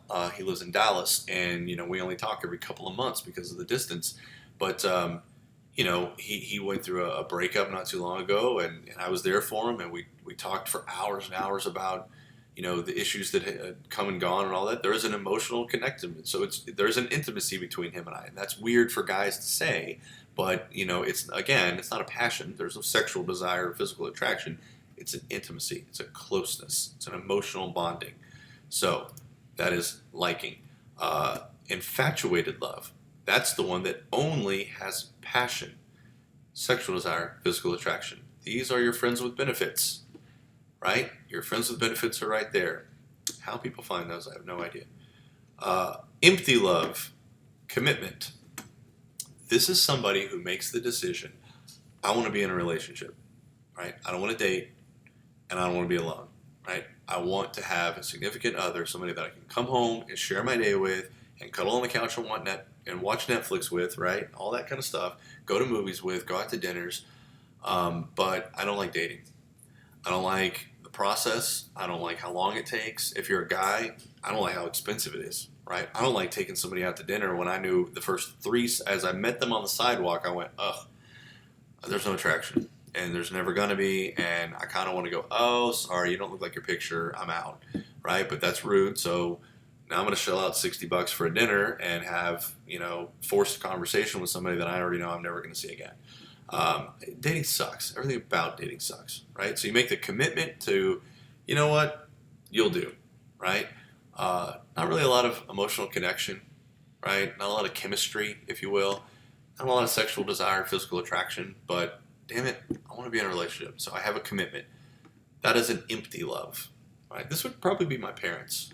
They don't seem to have the other thing, but they are committed to each other. They've been married for 46 years. They're not going anywhere, but they seem to be lacking these other 2. Now, if you're one of the lucky people, we move to the right side of the slide, right? A romantic love has intimacy and passion. Oops, I went the wrong way. They have intimacy and passion, but not a lot of commitment. These are your people that are commitment phobic, right? I have strong feelings to you. Obviously, we don't have any problems in the bedroom, but I don't want to get married, right? Let's stay engaged for 10 years, or let's not even get engaged. Let's be boyfriend, girlfriend for 5 more years or whatever, right? That's a romantic love, but not really willing to seal the deal. A fatuous love is somebody that has the commitment and the passion, but they just don't really have physical chemistry. Companionate love, they have the commitment and the intimacy, but there's no passion. I think I said this backwards. I'm sorry, I said this backwards. Companionate love is the one that are like basically two best friends that stay together and they're emotionally bonded, but they don't really explore things in the bedroom together. I misspoke again. The fatuous one is the one that's missing the intimacy, the emotional connection. And the best thing that you can hope for is to have all three, and that Sternberg called consummate love. So here's another graphic. It's the same thing, but it just kind of explains them a little bit more. So it's just everything that I just said, but again, a graphic from a textbook that I thought was pretty good. All right, moving on. So across cultures, men seem to prefer female figures in which the circumference of the waist is about 70% of the circumference of the hips. Now, that seems to be something that's just hardwired into men, right? Men are very visual, and that is something that is also across cultures. And according to this, based on showing men pictures and who do you find most attractive, full body, people that were rated the highest had a circumference of about 70% hip to waist. So the first thing that I thought of whenever I saw this was the Sir Mix-a-Lot song, right? Baby Got Back. There's a lyric in there where he says 36, 24, 36. Maybe if she's 5'3". Right, so that whole part. So I did the math on this. This is a 67% ratio. Pretty impressive. I'm guaranteeing Sir Mix-a-Lot doesn't know anything about this research, and I'm guaranteeing he didn't do anything about this mathematical formula, but pretty much nailed it right on the head as to what is attractive. So there you go. I put that together for you. I was very proud of that. All right, so there is a matching hypothesis that most couples share similar levels of physical attractiveness. Again, we went through those slides and I showed you a bunch of exceptions to that rule, but that's what they are. They're exceptions to the rule. It's not the rule. It's not the norm, right? Most of the time, when we see couples, they're pretty close to the same league, right? They might be within a point or two. He might be a 5 and she's a 6. She might be an 8 and he's a 9. They're pretty close, right? When you start getting to where you match with somebody that is very different from you physically, then there tends to be issues that arise with things like jealousy, self-esteem. There tend to be, a lot of times people will feel like, so if I was dating like a supermodel, right, I would feel like I need to make up what I lack in physical attractiveness, right? Like she's a 10, I'm whatever, but not 10. So there's a discrepancy there. So now I have to make that up. So now I owe her, right? So now I'm going to go overboard with some other thing, right? And so it starts to very quickly become a give and take. I'll trade you this for that.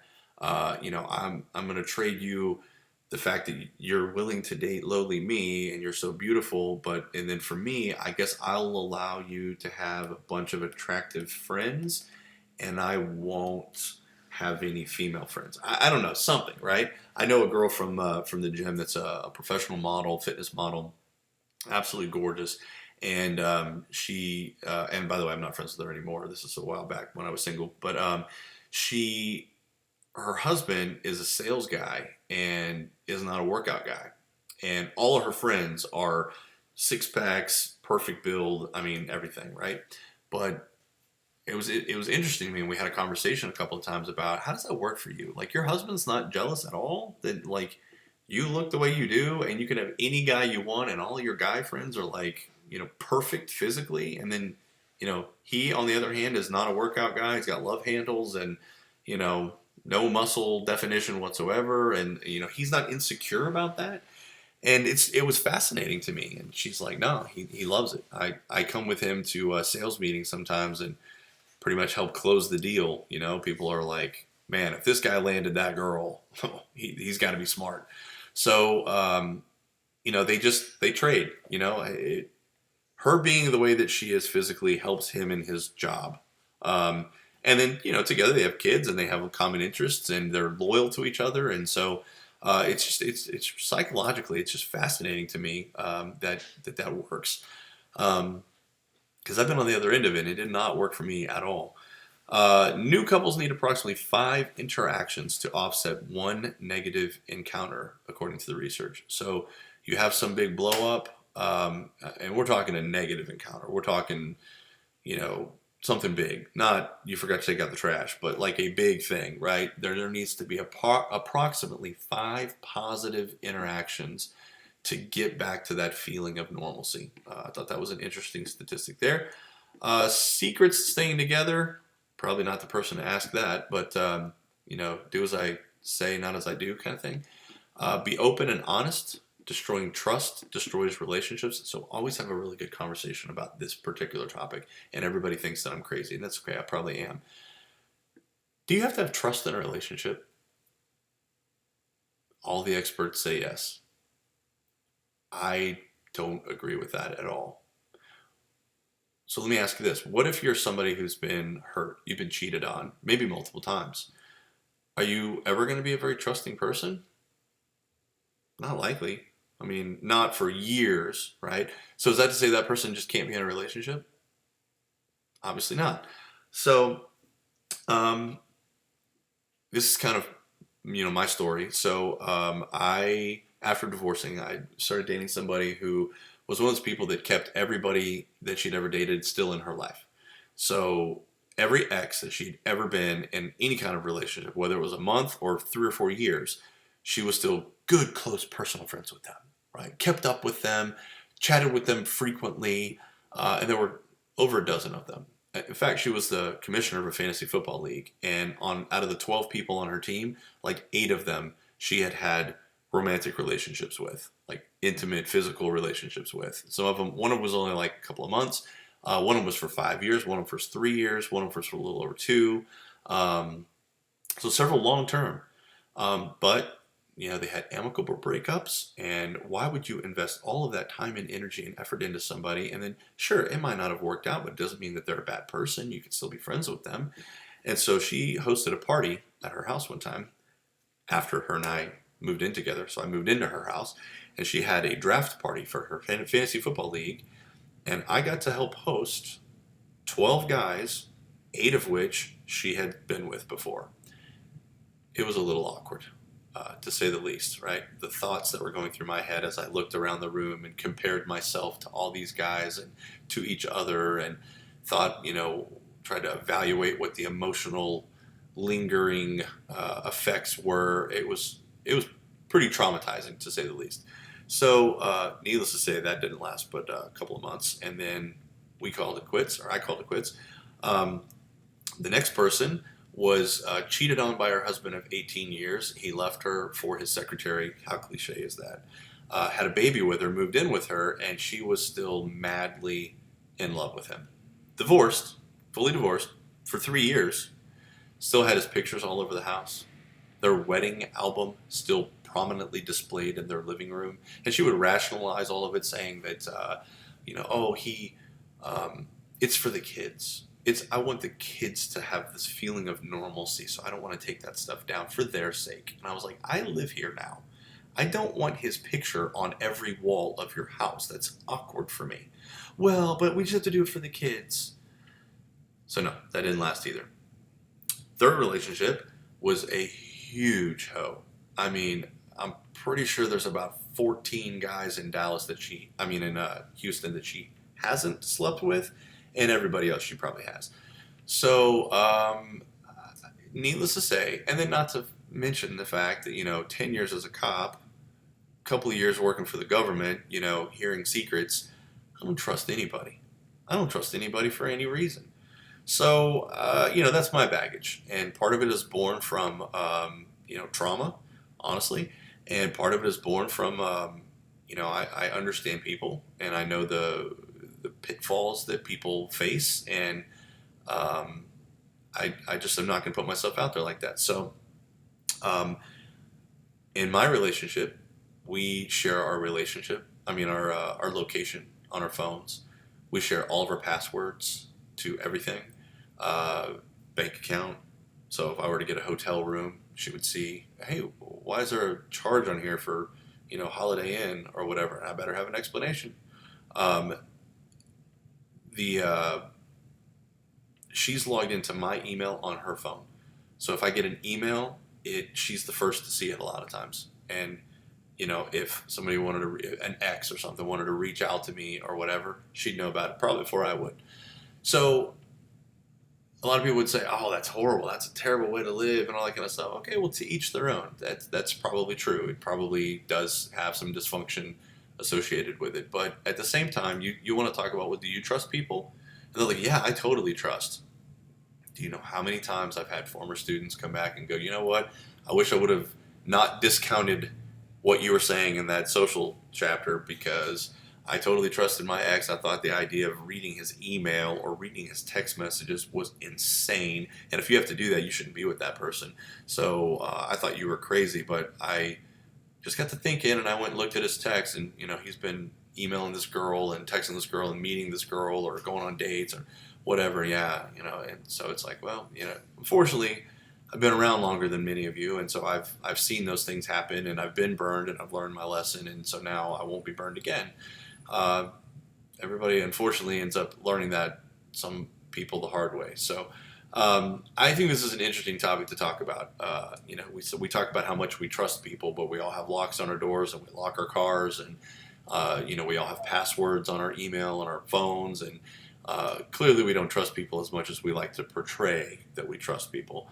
I mean, how many times have you handed your phone? I don't know if this has ever happened to you, but have you ever handed your phone or like held your phone up so somebody could see a picture and they look at it and they reach up to like pinch it, make it bigger, and then they end up swiping and you're like, whoa, what are you swiping? I didn't want to show you all my picture roll, right? Or my camera roll. Do you ever give your phone to somebody to look at a single picture? Well, you're braver than me, right? I don't have a lot of stuff on my camera anybody would care about, but I don't really know what's on there. And I definitely don't want you swiping left or right looking to see what picture I took before or after, right? So we don't trust people as much as we say we do. But that word gets thrown around an awful lot as the foundation of every relationship. If you have the right spy equipment, you don't really need to trust. I don't need to trust who you're texting, right? I can just go to my computer and I can pull up who you're texting. So it's really easy to look at me and go, oh, it's my mom. My ex-wife sat on a couch next to me while I was on the chair adjacent and would be on Facebook telling me that she was texting with her friend Sarah, but it was actually this dude from the gym. And I'm 6 feet away from her. Never had a clue, So, trust if you want, but I don't. So there you go. All right, balance joint activities with individual time and interests. You can't smother somebody and constantly be up their butt, but at the same time, you need to spend time together. I think the biggest thing is communication. This is not part of, you won't find this in the textbook. This is going to be on the test. I think this is a brilliant, life-changing moment for me when I read this book. It's been around for a long time now. Dr. Gary Chapman. It's called The 5 Love Languages, and here's what it means. Okay, let me define them. So words of affirmation are what they sound like, right? Positive things you say to the other person. Compliments, praise. Basically, that pretty much covers it. Compliments and praise. The words "I love you," that probably doesn't fit into either of those categories, but it's clearly important. So that is a love language, right? Just this positive verbal affirmation. The next one is acts of service, and that is whenever you do something for somebody else as a service to them. So I'm home all day, wife is at work, maybe she has to work there, but I can work from home. So since I'm home, maybe I'll do a load of your laundry, right? I can do what I need to do. I can video chat or listen to a video meeting or whatever while I'm folding, shirts. You, on the other hand, you're gone 40 hours a week, so it's much more inconvenient for you to do your own laundry than it is for me to just do it for you. So that would be an example of an act of service. Physical touch, pretty self-explanatory, but it's not just sex, although that is part of it. It's holding hands, arms around you, being in close proximity. You ever lay next to somebody in bed and you just like scoot your leg over so your feet are touching just because there's physical touch. There is something to be said for that. Quality time is it sounds self-explanatory, but a lot of times people misconstrue being in the same room for quality time, and that's not the same thing. If you are playing Candy Crush on your phone and I'm playing Marvel on my phone, and we happen to be in bed together, we are not spending quality time together, right? I'm essentially doing my own thing, and if you disappeared off the face of the earth, I probably wouldn't even notice it for 2 or 3 more levels. So that's not quality time. Quality time is engaging with each other in an activity that is mutually enjoyable, but it's one activity. You're both watching the same show. If I'm watching a show on Netflix with headphones and you're watching a different show on Hulu with headphones on our phones and we're lying in bed next to each other, there is no quality time there.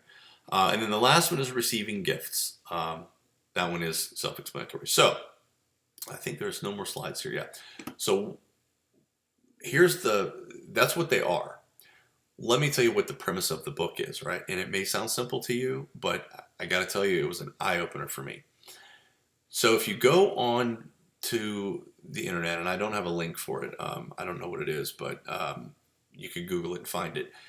There's a quick little 18, 20 question or so test that you take that will determine which of these are your love language, right? We all speak these at different levels, right? Think of this as 5 different languages, and you might be fluent in 1 or 2 and have a basic understanding of 1 or 2 and completely not fluent in 1. So here's mine. For me, physical touch, number 1, right? I had the strongest score in that you can get. And why? Makes sense. I grew up with 2 parents that don't hug. I don't sit on my dad's lap. I go over to their house now and hi. We don't hug. I don't shake my dad's hand. They're literally, I don't remember the last time I have come in physical contact with either parent. So because I grew up without it, I now crave it. It's like a big thing. So physical touch is really important. Words of affirmation for me is number 2. And it's actually almost equal to physical touch. Because again, I grew up without that. I've never been complimented much. I don't get praise. I think I've touched on this before, but I was in the regional band and then all-state band, and I ended up going on to college on a music scholarship, and never once was I told good job. I had solos at every concert. Parents went to them. Never heard good job or never heard I'm proud of you. Nothing like that. Taught myself how to ride a bike when I was 5 years old. Just through perseverance. I didn't have my dad running behind me holding the seat, right? I just fell and got up and did it again and fell and got up and did it until I stopped falling. And I was so proud of myself for that. What I got was, well, it's about time. Not a good job, son. I'm proud of you. Let's see what else. Swim team. I was on swim team. I was 2nd place all-state for a swim team. And what I got was, if you'd have just a half a stroke behind 1st place, that would have been so cool for you to be 1st place. Dude, I'm still 2nd place. It's still pretty good. The guy that went on 1st place was an Olympic alternate, by the way. I was pretty good. But he was better. And I didn't, I missed out on any, positive affirmation. So honestly, I'll tell you part of the reason that I think I stay at Amazon, because I'm certainly overqualified for that job, is they are very, very big with words of affirmation. At the end of every single shift, right, my boss comes up to me and he throws numbers at me. And he's like, man, do you know that your numbers today are 330% of expectation? You did 3 times the amount of work that was expected of you today. I mean, you're an animal. You're a machine. And I hear all of this stuff, and it is feeding this, ego, I guess, of mine from all the way back to when I was 5 years old. I have never had it before. My coworkers come up to me, and they're like, oh, I've heard of you from other shifts that work on different days that I do, because my reputation has just been built at that particular job. I mean, I'm pretty good at what I do there. So, and I work harder than most. So, hearing this, I got to tell you, I've thought, I don't really need this job. It's hard and it's overnight. The night shift thing sucks, and I don't want that. I've thought about quitting a bunch of times, but I think I'm just addicted to the words of affirmation that I'm getting through their management style is enough to keep me on the hook. So those are big for me. Quality time is it's pretty high up on the list. I need to, if I'm not going to spend time with the person that I'm dating, then why am I dating them, right? So that's pretty high. Acts of service for me, interestingly, is almost zero. It almost makes me feel guilty. If I come home and you've done my laundry for me, or if I come home and you've cooked me dinner, or, done something like that, it's a very weird feeling for me. It's almost like, oh, now I feel like I have to do something for you, and I don't have time, or I don't know what to do, so now I have to stress about, well, what can I do for you to make up that, you did this thing for me, and it's even worse for gifts. I hate being given gifts. It makes me uncomfortable. If I need, I'll go buy it, and other than that, don't give me a gift. It's just a very weird, bizarre thing that I guess I have. So, here's what happens in all of that understanding to tell you this. My love language is words of affirmation and physical touch, which means if you and I are dating, I'm going to be holding your hand a lot. I'm going to constantly kind of have my arm around you or be in very close physical proximity to you. I don't believe in you sit in that chair and I sit in this chair at home, right? We sit next to each other on the couch.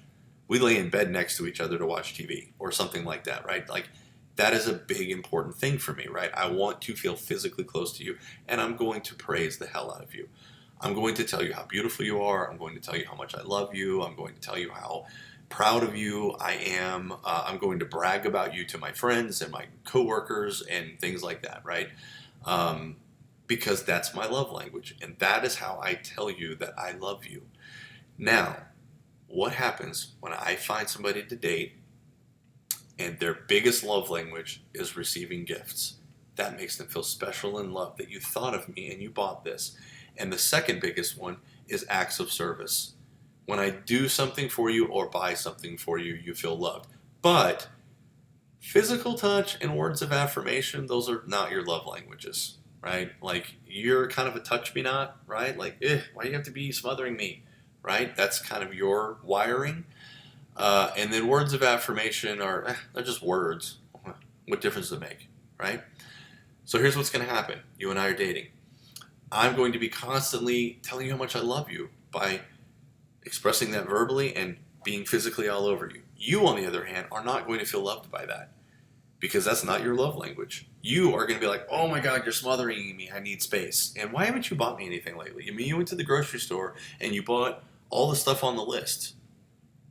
I mean, you couldn't have bought me a candy bar and just been like, I was thinking about you. I know this is your favorite. I mean, that would have been so sweet. But see, that's not my love language. I don't think that way. I don't speak that language. So, what we have to do in our relationships, and here's the big secret, what we have to do in our relationships is we have to find somebody that speaks the same languages that we speak, or we have to learn to speak their language. So, look, I'm going to go to the store and I'm going to buy, rice, what are those called? Those rice crisps things, but they're made of rice. Rice cakes, I guess. Rice cakes, right? I don't like those. They're boring. They have no flavor. I don't like them. But you like them. They're not on the list. I know we don't have any. I'm going to buy those and surprise you with them because that $3 to you is a big, huge, I was thinking about you. I love you. I want you to be happy. And so I purchased these for you. And that makes you feel loved, which I think is silly. But it doesn't matter what I think. That's your love language. And I have to speak that. And I need to be massaged. I'm always tense and sore, and I need that soreness worked out. And if we're going to be watching TV next to each other, you can't just have one hand kind of going a little bit, just kind of massaging a little bit. So I'm like, oh, that feels so good, and I feel so loved. And I mean, you got to learn to speak their language. They got to learn to speak your language, or it's just not going to work. So this is a huge, important thing, I think, for relationships, and I think everybody benefits from reading this book. So I know I spent a lot of time on that, but again, I just can't stress the importance of how big of a deal this really is. All right, moving on. Conformity Conformity is matching behavior and appearance to social norms. So, two experiments that go along with this, and I should add these links to the video links for this. One is called the Ash line study, very famous study done in the 50s. What happened was they take a line of people at the back of the room, right? It was 8, 9, I think it was like 10, 12 people. And I'm at the front, and I draw two lines next to each other, and I say simply, which line is bigger? Well, very clearly, the first line is bigger. But I go down the line, you're at the end, and I say, which line is bigger? And you say, like, yeah, the second one looks bigger. Okay. And I go to the person number 2, and you say, oh, without a doubt, line 2 is bigger. Person 3, without a doubt, line 2 is bigger. 4, 5, 6, 7, 8, all the way down, 10 people have all said line 2 is bigger. But you think line 1 is bigger. Do you think you would say line 1 is bigger? Again, the study was done in 1951. It's been replicated many times over the decades. And what you see is people that they start to self-doubt, they start to question, and so they say, yeah, line 2 is bigger. Well, then as it turns out, person 1 through 10, they were all plants. They work for me. They were told to say 2 is bigger. You were really the only experimental person in here. And what did you do? You conformed, right? You didn't say, oh, look, I don't know what they're saying, all right, but line 1 is definitely bigger than line 2, right? Very few people do that, right? It is in our nature to conform. And what's interesting about that is in our culture, we don't particularly value conformity, right? We value individualism. But even though that is a cultural value, right, that Americans, that Westerners have, much more so than like Asian. In Asian communities, you would never conform. I mean, not conform, right? You would say, oh, line 2, yes, line 2, line 2, because that's the acculturation. But in America, we value individuality.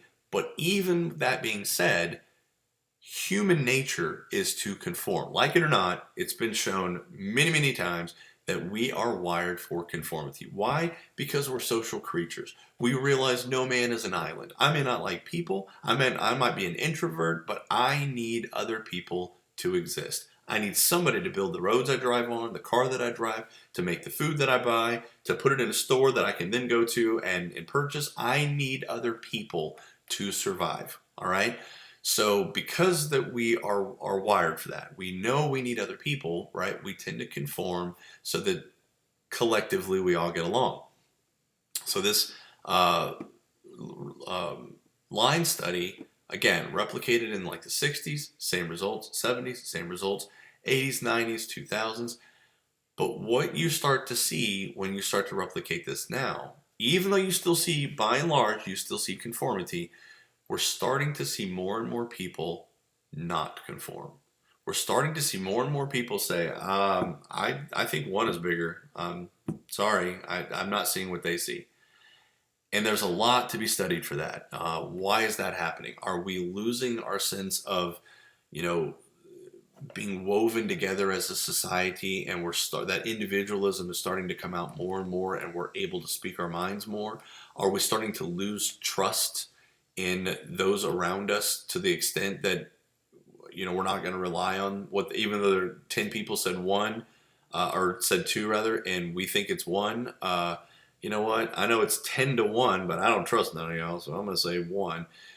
There's all kinds of theories as to why it's happening, but we are starting to sort of see this unraveling of conformity in a social setting. So it's pretty interesting, but a little scary to think that for decades, people have kind of gone that conformity route, and now we're not going to. What does that mean for the future of society?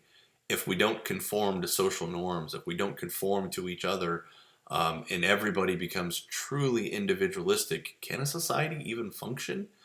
So it begins to be kind of a scary conversation and a very philosophical one. Anyway, so that Ash line study, very, very famous study. The second one here on conformity is the Stanford Prison Experiment. So I understand there's a show on Netflix in the documentary section about this. a guy named Zimbardo. He was obviously from Stanford University, and what they did was they basically took the basement and they made it into a prison or a jail, I guess. And then they had a bunch of students that volunteered, and they drew straws. And for like a week, you were either going to be a guard or a prisoner. And everybody signed up, and everybody drew straws, and some became guards and prisoners. And the next thing you know, the guards started getting really mean. They were, the way that they would talk to the prisoners was very authoritarian, very very rude, very controlling and domineering, and the prisoners didn't like it. And many of them were complaining. This happened day one, right? These guards could not handle the power that was given to them, and the students that became prisoners could absolutely not handle being subjugated the way that they were. So the whole study was called off after a day or two. There was no way they were going to last the 7 days with the direction that it was going. So this is before the ethical standards that we had today. So props to him for recognizing the damage that was being done psychologically and calling it quits. But that study has been studied many, many, many, many times because of the conformity. Guards would see other guards acting that way, and so they would act in a way that was kind of against their own nature. But they did it because that's the way guards act, I guess. So whatever. I can speak interestingly to that topic because I actually was a prison guard. I worked at the Huntsville unit, the Walls unit in Huntsville, and every guard, and this isn't something they train you, by the way, in the academy because it wouldn't be professional. I think they wanted us to call them offenders. Offender John, not by first name, Offender Brown, I need you to come here. That was the way that we were instructed, right? But the old school term was inmate, not offender. And so in practice, most people, were going by not the new PC term, but the old one, and they'd be like, inmate, come here, inmate, come here, whatever. And I didn't like that. I didn't feel comfortable with that. I felt like, this wasn't an occupation for me. This wasn't a career. This was a job. This is something I did after school so that I could pay rent. And I knew when I graduated I was out. So, it was more interesting than working at Walmart. So that's what I did. But I wasn't going to let it change me. In a worst case scenario, I get fired. Okay, I don't care. I'll just go work at Walmart. I like blue better than this gray uniform anyway. So wasn't a huge big deal. So I didn't have the pressure to conform because this was just a job, right? And so because of that, I learned everybody's name. And I called them Mr. Montgomery or Mr. Walby or Mr. Brown. And, the reaction that I got to that was very interesting because the inmates were like, oh my God, you treat us like a human. Like you're our favorite person. And everybody kissed my butt and did everything I ever asked them to do just because I simply called them by their name. And that was a powerful thing for them. It was important. I was giving them a shred of dignity that they hadn't gotten in a decade or 20 years of being locked up. Nobody had done that. And here I come along doing that. So, yes, sir, what can I do for you, sir? They talked to me differently. I was sir this all the time. Sir, sir, sir, sir, sir, sir. What can I do for you, sir? Everybody else, they would, yes, boss. That's what they call guards, is boss. So, I was sir, which is like a level above boss to them. So that was them showing me respect, me showing them respect. But the guards, they hated me. They were like, man, why you talk to them like that? Because they're a human being? I don't know. I don't know why they're here. I don't know what they did to get here.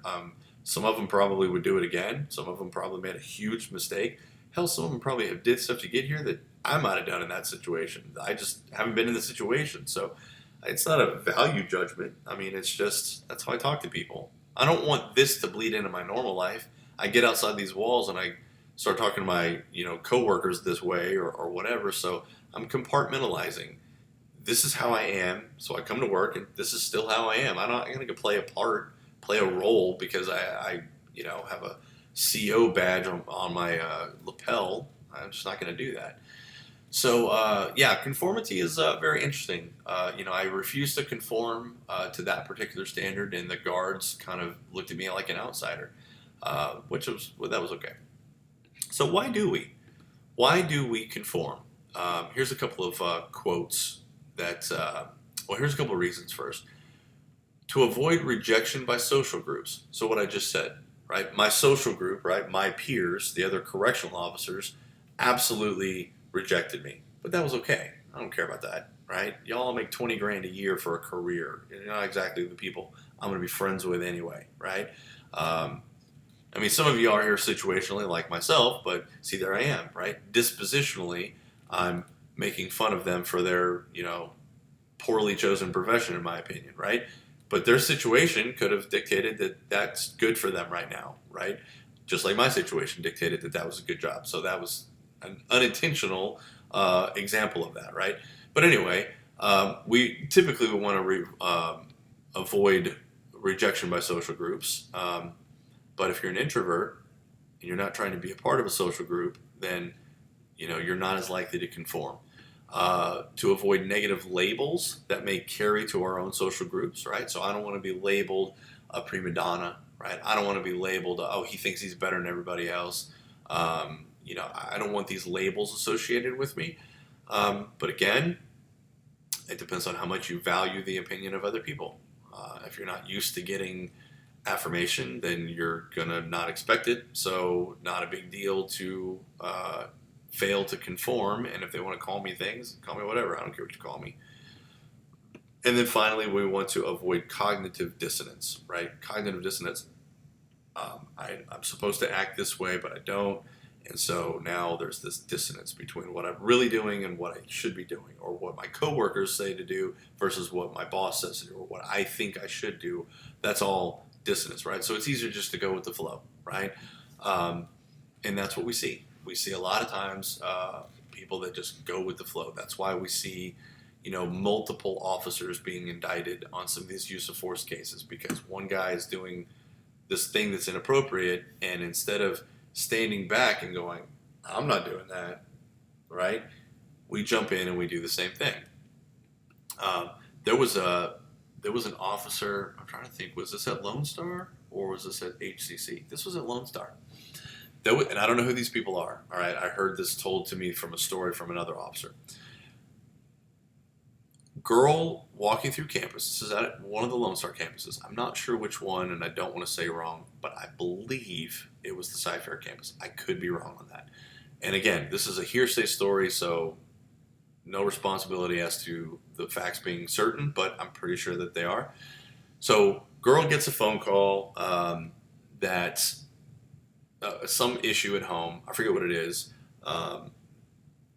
I'm trying to remember the story as I'm telling you. It's coming back to me. So, okay. So what happened was this particular student had some social phobia, some social issues going on. And they actually had special education needs. It was so bad that they had 504 accommodations. Okay.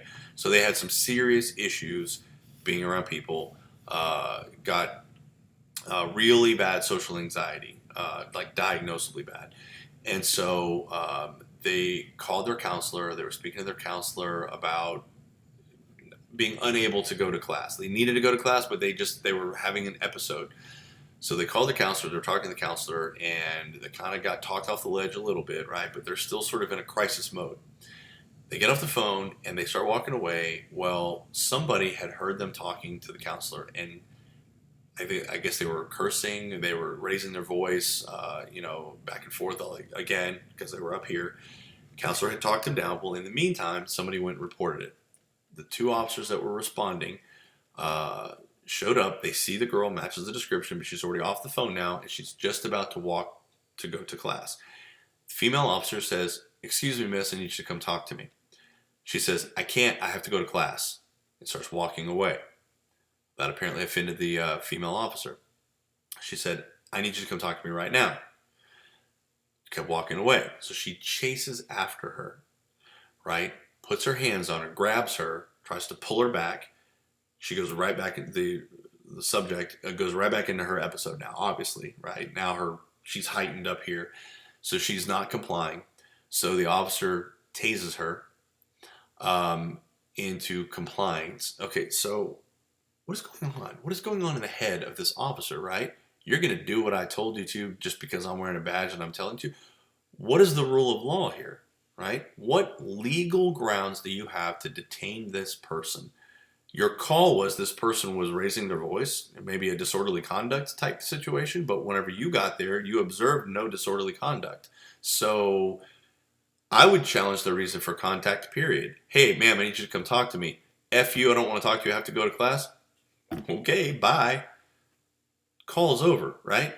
But not everybody thinks that way or whatever, so she's trying to force this interaction that, wasn't going her way. But the focus on the story, though, is not her, it's her partner. What do you think her partner did? Partner's been on for a while. He knows the law. He knows what's going on. He's not emotionally invested in this because this was basically, I'm your backup. You're handling the call. You chose to handle it and go hands-on, and now you're basically losing, right? You went hands-on with this girl trying to get her under control, and you're not able to get her under control by yourself. What's my responsibility? Do I need to now step in and help you handle this situation physically that you are unable to? Or do I sit back and go, shouldn't put your hands on that girl. You don't have any legal right to, so I'm going to stand over here and watch you get your ass kicked. Well, as your partner, I don't want to sit back and let you get your ass kicked, right? But also as a police officer, I don't want to step into a situation that I don't have any legal right to be putting this hands on this person. So, I mean, it's a gray area, right? Because there is a legal justification. I mean, if you're resisting arrest and she's trying to arrest you, then I can come in under the guise of you're resisting arrest. But if I know that the arrest was bad to begin with, right, then it's kind of the whole fruit of the poisonous tree thing, right? Like, it's not, I really shouldn't be assisting. So it's a horrible place for that officer. So both officers ended up being they weren't indicted, but they were brought up on an internal investigation and suspended. And he was like, well, I was just supporting my partner who I didn't want to see physically hurt. So if I had to restrain this woman and get her in handcuffs just so that my partner could step away from the situation physically unharmed, and then explain to this person, hey, listen, you need to calm down. You're not under arrest, but you were acting crazy, so we have to restrain you for your own safety. But I'm going to take those handcuffs off of you and let you go on about your day as soon as you calm down. I think that's probably what I would have done.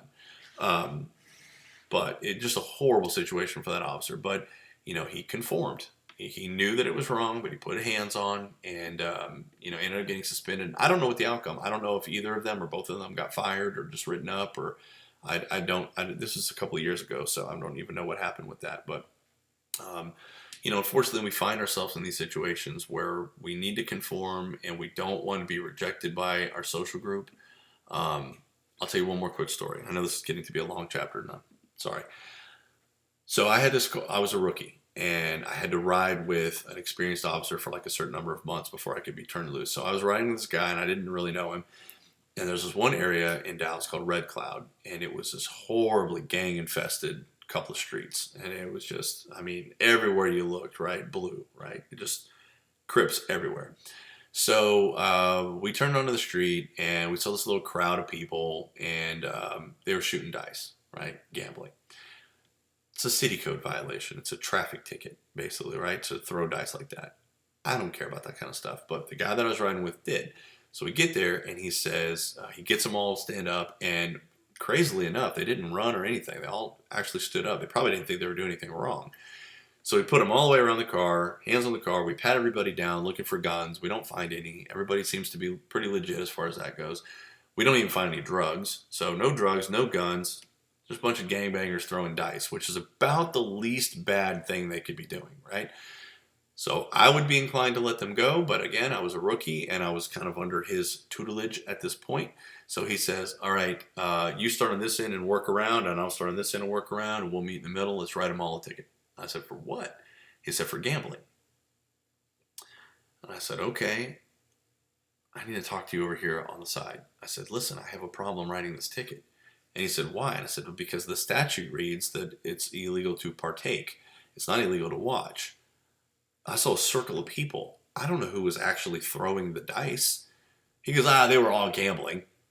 Well, they very likely could have been, but unless I saw dice in hand, I don't feel comfortable writing that ticket because essentially I'm writing 7 people a ticket for gambling that were just watching and 1 person a ticket for gambling that actually was. And I'm not comfortable with those odds. And he just shook his head. He goes, fine, I'll write it. And he wrote all 8 of them. I didn't write them. I stood my ground and I thought that was the honorable thing to do. But for the rest of the day, he didn't talk to me. And he avoided any real police calls. And the next day, he told everybody that I couldn't be trusted, that I wouldn't have their back. I was what they call a squirrel. Oh, he's a squirrel, man. I wouldn't work with him. And man, I was getting some sideways glances. And I thought, man, I think I made a mistake. So I took him to the side and I said, listen, I'm so sorry. I made a mistake. I brainwashed from the academy. I was just thinking when I get called to the stand to testify in this case, I'm going to look stupid because they're going to say, did you see somebody throwing dice? And I'm going to be honest. I'm not going to commit perjury. So I'm going to say, no, I didn't. And then they're going to make fun of me for writing the ticket, make me look stupid. And I was looking down the road. You're right. None of these people are going to challenge the ticket. I should just write it. And, and in retrospect, I look back, I did do the right thing. But I went back the next day and I undid that right thing by conforming because in that job, I absolutely wanted to avoid rejection by my coworkers. I mean, these people are my backup, right? My life could be in their hands one day, very practically so. So I can't afford that rejection. So you wonder why cops conform. It's because the nature of the job, right? I can't afford for you to not like me. I can't afford for you to not be my backup. I can't afford for you to not come to my aid when I'm calling for help. So we all conform to each other, and what you end up with is people that do the honorable thing are sometimes looked down on, right? People that are, the cowboys that they go off and do their own thing, right? They're looked down too. So you boil all that down and you get this middle ground of people that are maybe not doing the most noble thing that they could be doing, but then it also weeds out the people that are the cowboy cops doing just crazy stuff on their own. So, conformity amongst police officers is an interesting field, I think, because of what you have to deal with for the occupation. So, a couple of quotes here. I'm going to skip that. You can read those. Let's see. I'm going to skip a lot of the stuff because I feel like I've gone on for too long now. I will say that, let's see, I'm going to skip compliance. Reciprocity is this, we have this innate sense of equality or fairness, right? Have you ever had somebody hold the door open for you, but you're like kind of a ways away? And you're like, what do? You run a little faster, right? You did this nice thing for me. Now I need to reciprocate and do this nice thing for you, and I need to kind of run. I don't want to run, right? I would have been fine opening the door for myself, but it would be a rude, improper thing for you to open the door for me and for me to just have this casual stroll, taking my time, right? You went out of your way, you stopped what you were doing for me. I need to go out of my way, and I need to show you that, it's appreciated by doing this thing extra for you.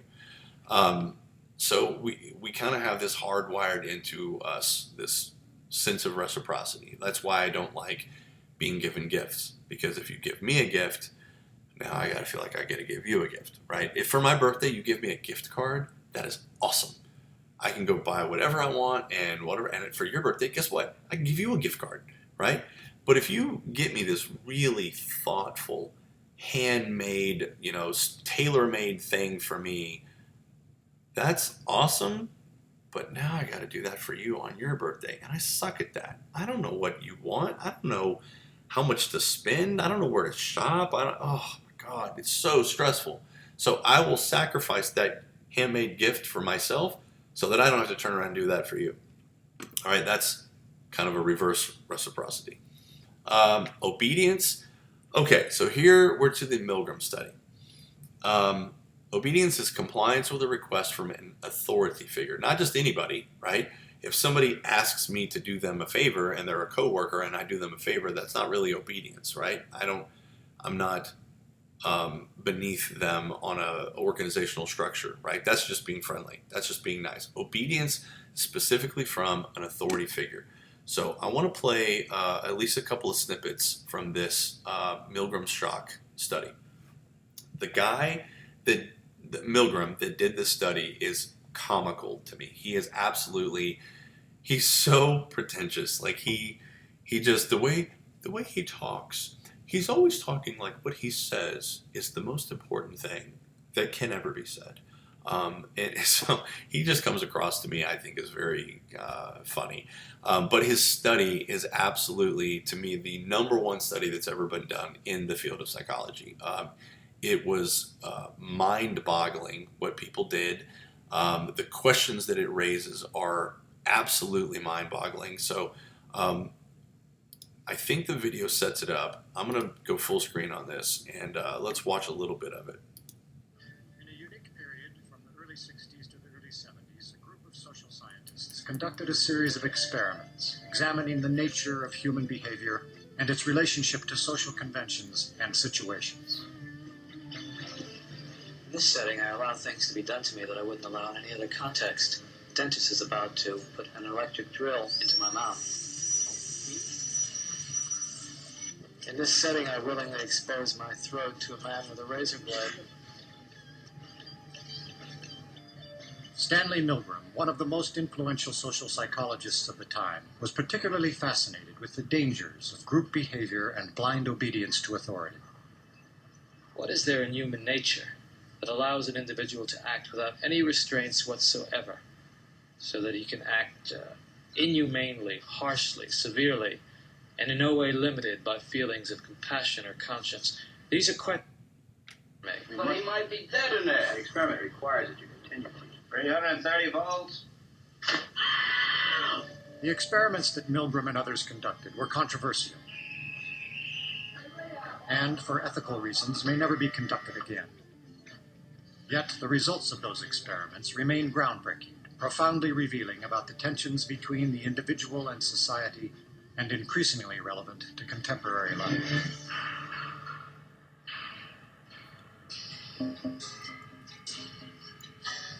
In 1962, Stanley Milgram shocked the world with his study on obedience. To test his theories, he invented an that would become a window into human cruelty. In ascending order, a row of buttons marked the amount of voltage one person would inflict upon another. Milgram's original motive for the experiment was to understand the unthinkable, how the German people could permit the extermination of the Jews. When I learn of incidents such as the massacre of millions of men, women, and children perpetrated by the Nazis in World War II, how is it possible, I ask myself, that ordinary people, who are courteous and decent in everyday life, can act callously, inhumanely, without any limitations of conscience? Now, there are some studies in my discipline, social psychology, that seem to provide a clue to this question. The problem I wanted to study was a little different. It went a little bit further. It was the issue of authority. Under what conditions would a person obey authority who commanded actions that went against conscience?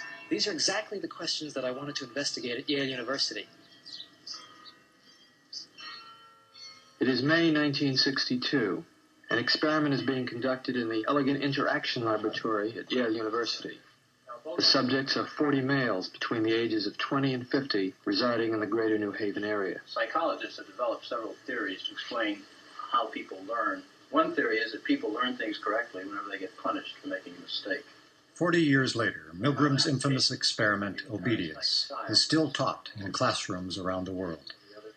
Would you open those and tell me which of you is which, please? Teacher. All right, now the next thing we'll have to do is set the learner up so that he can get some sort of punishment.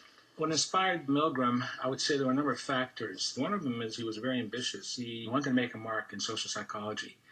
And he wanted, as he wrote to one friend, he wanted to come up with the boldest experiment that he could think of.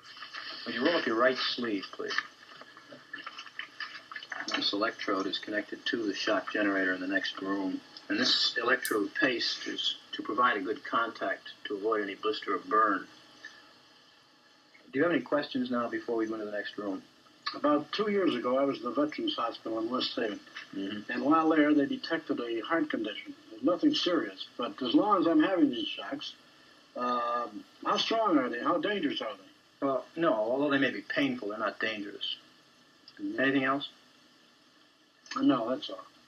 All right, teacher, would you take the test and be seated in front of the shock generator, please, in the next room? But the experiment was rigged. The victim was an accomplice of the experiment. The victim, according to plan, provided many wrong answers. His verbal responses were standardized on tape, and each protest was coordinated to a particular voltage level on the shock generator. Now, as teacher, you were seated in front of this impressive-looking instrument, the shock generator. Its essential feature is a line of switches that goes from 15 volts to 450 volts, and a set of verbal designations that goes from slight shock to moderate shock, strong shock, very strong shock, intense shock, extreme intensity shock, and finally XXX, danger severe shock. Your job, the experimenter explains to you, is a word pair test. If he gets each answer correctly, fine, you move on to the next pair.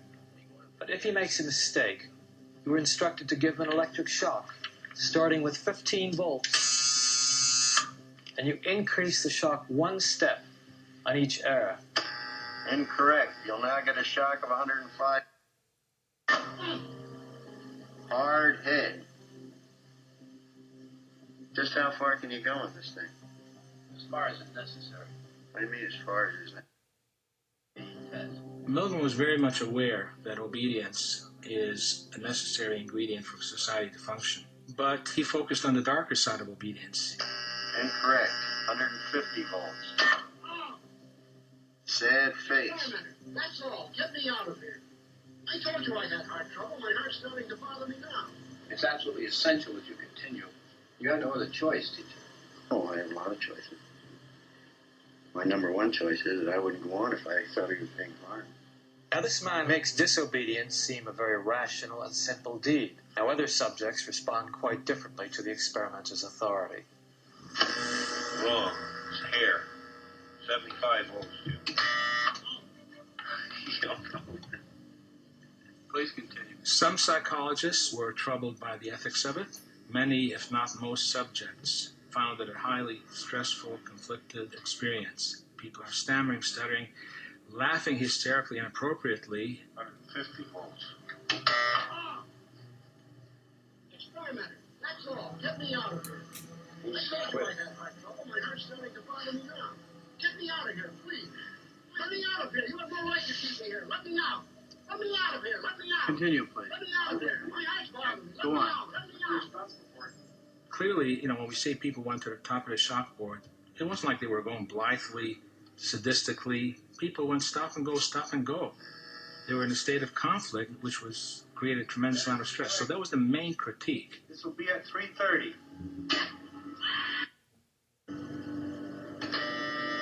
As his voice began to show increasing frustration, so did I.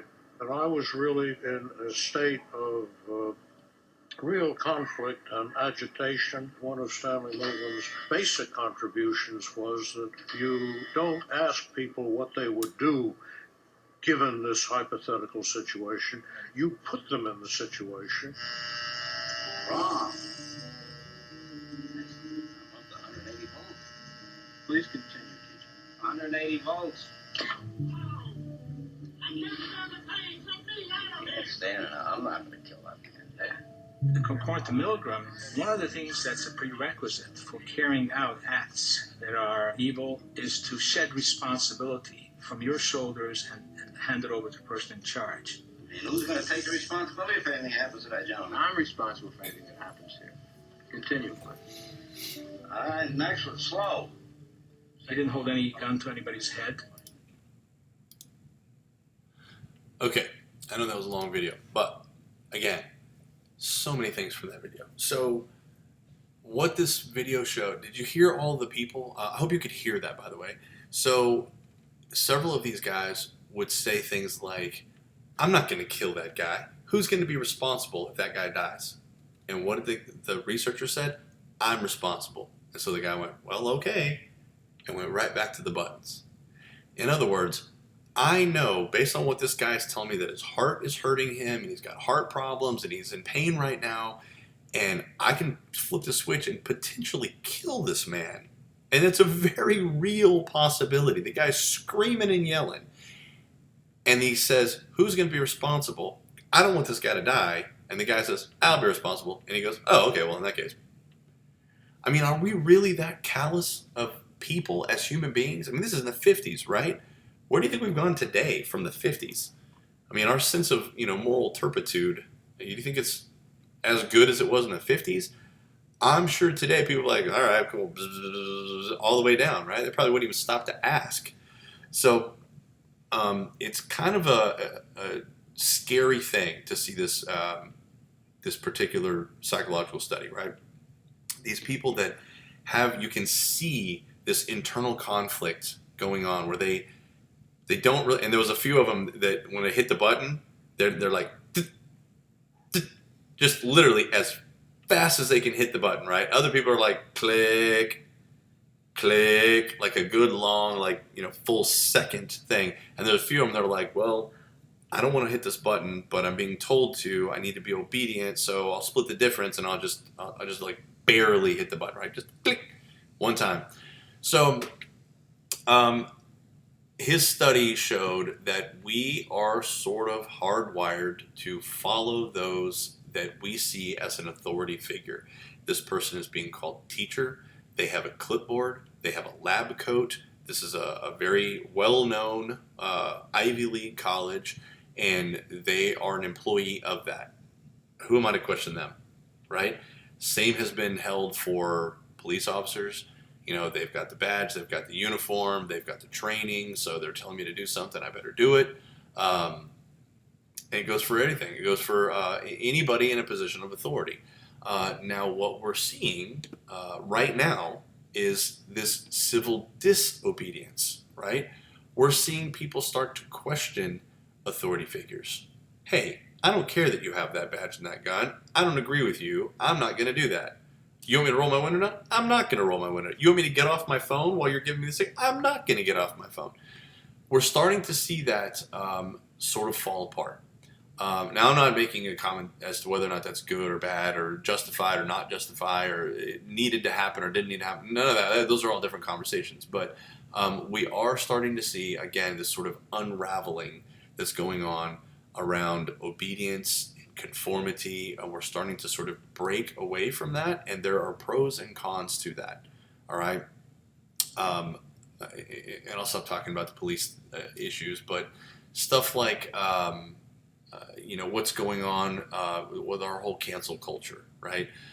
Going back and pulling down statues of people that may have owned slaves in the 1800s when it was legal and normal to own slaves. Is it a bad thing? Sure. Is it a black eye to history that we used to allow that? Of course. Do we need to pull down a statue because of that? I don't know about that. I mean, I guess everybody has their own opinion. But yeah, then you have people that are standing in front of those statues, linking arms, saying no. So you got your obedience people and your disobedience people, and who's right and who's wrong. So this can be a very philosophical topic, which I'm going to skip through because we don't have time. Let's talk about social norms, though. Love this part. So social norms, usually these are unwritten or unspoken rules of behavior. I say they're usually unwritten. They're pretty much always unwritten, unless you take like an etiquette class or something like that. Why do some people follow social norms and they conform to rules of society, and other people choose not to? And why do they choose not to? I've mentioned this before. So people that are on the phone, right, and they're holding their phone up, and they're talking like this, blah, blah, blah. Yeah, I know, blah, blah, blah. Look, is there a big difference? Physically, is this any more difficult than this? Look, the mouthpiece is just swiveling, right? So that's no different. But the difference is I'm holding it to my ear or I'm holding it out here for the speaker for everybody to hear. Why?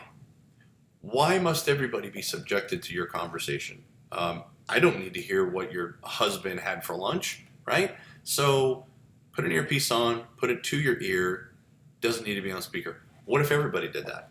What if in a waiting room of 30 people, literally everybody decided to do that? Obviously that wouldn't work for anybody, right? So why is it okay for you to do it? So things like that, right? They happen. I don't know why they happen. I don't know what's going on in that individual's head. Are they oblivious and they're just too dumb to realize what they're doing? Are they fully aware of what they're doing? They just don't care. Is it a power thing? Like doing this, even though I know I'm not supposed to, this deviant behavior brings me some level of joy or happiness because I'm on purpose not conforming. I am being disobedient. And that like almost arouses me to some level, right? Is that what's going on? I don't know, right? Different reasons for different situations, I guess. What about all the social norms we see for driving, like the unwritten rule: the left lane is the fast lane, right? I mean that actually is written in the law, but it's not like allowed. But it's just a social norm, right? If the speed limit is 60 and you're going to go 60, don't do it in the left lane, right? National Transportation Safety Board has shown through multiple studies that the number one reason for people to get into accidents, right, is failure to control speed. Well, I'll tell you the reason that happens. Whenever you're filling out an ST3, which is the accident form or whatever, you have to assign some reason.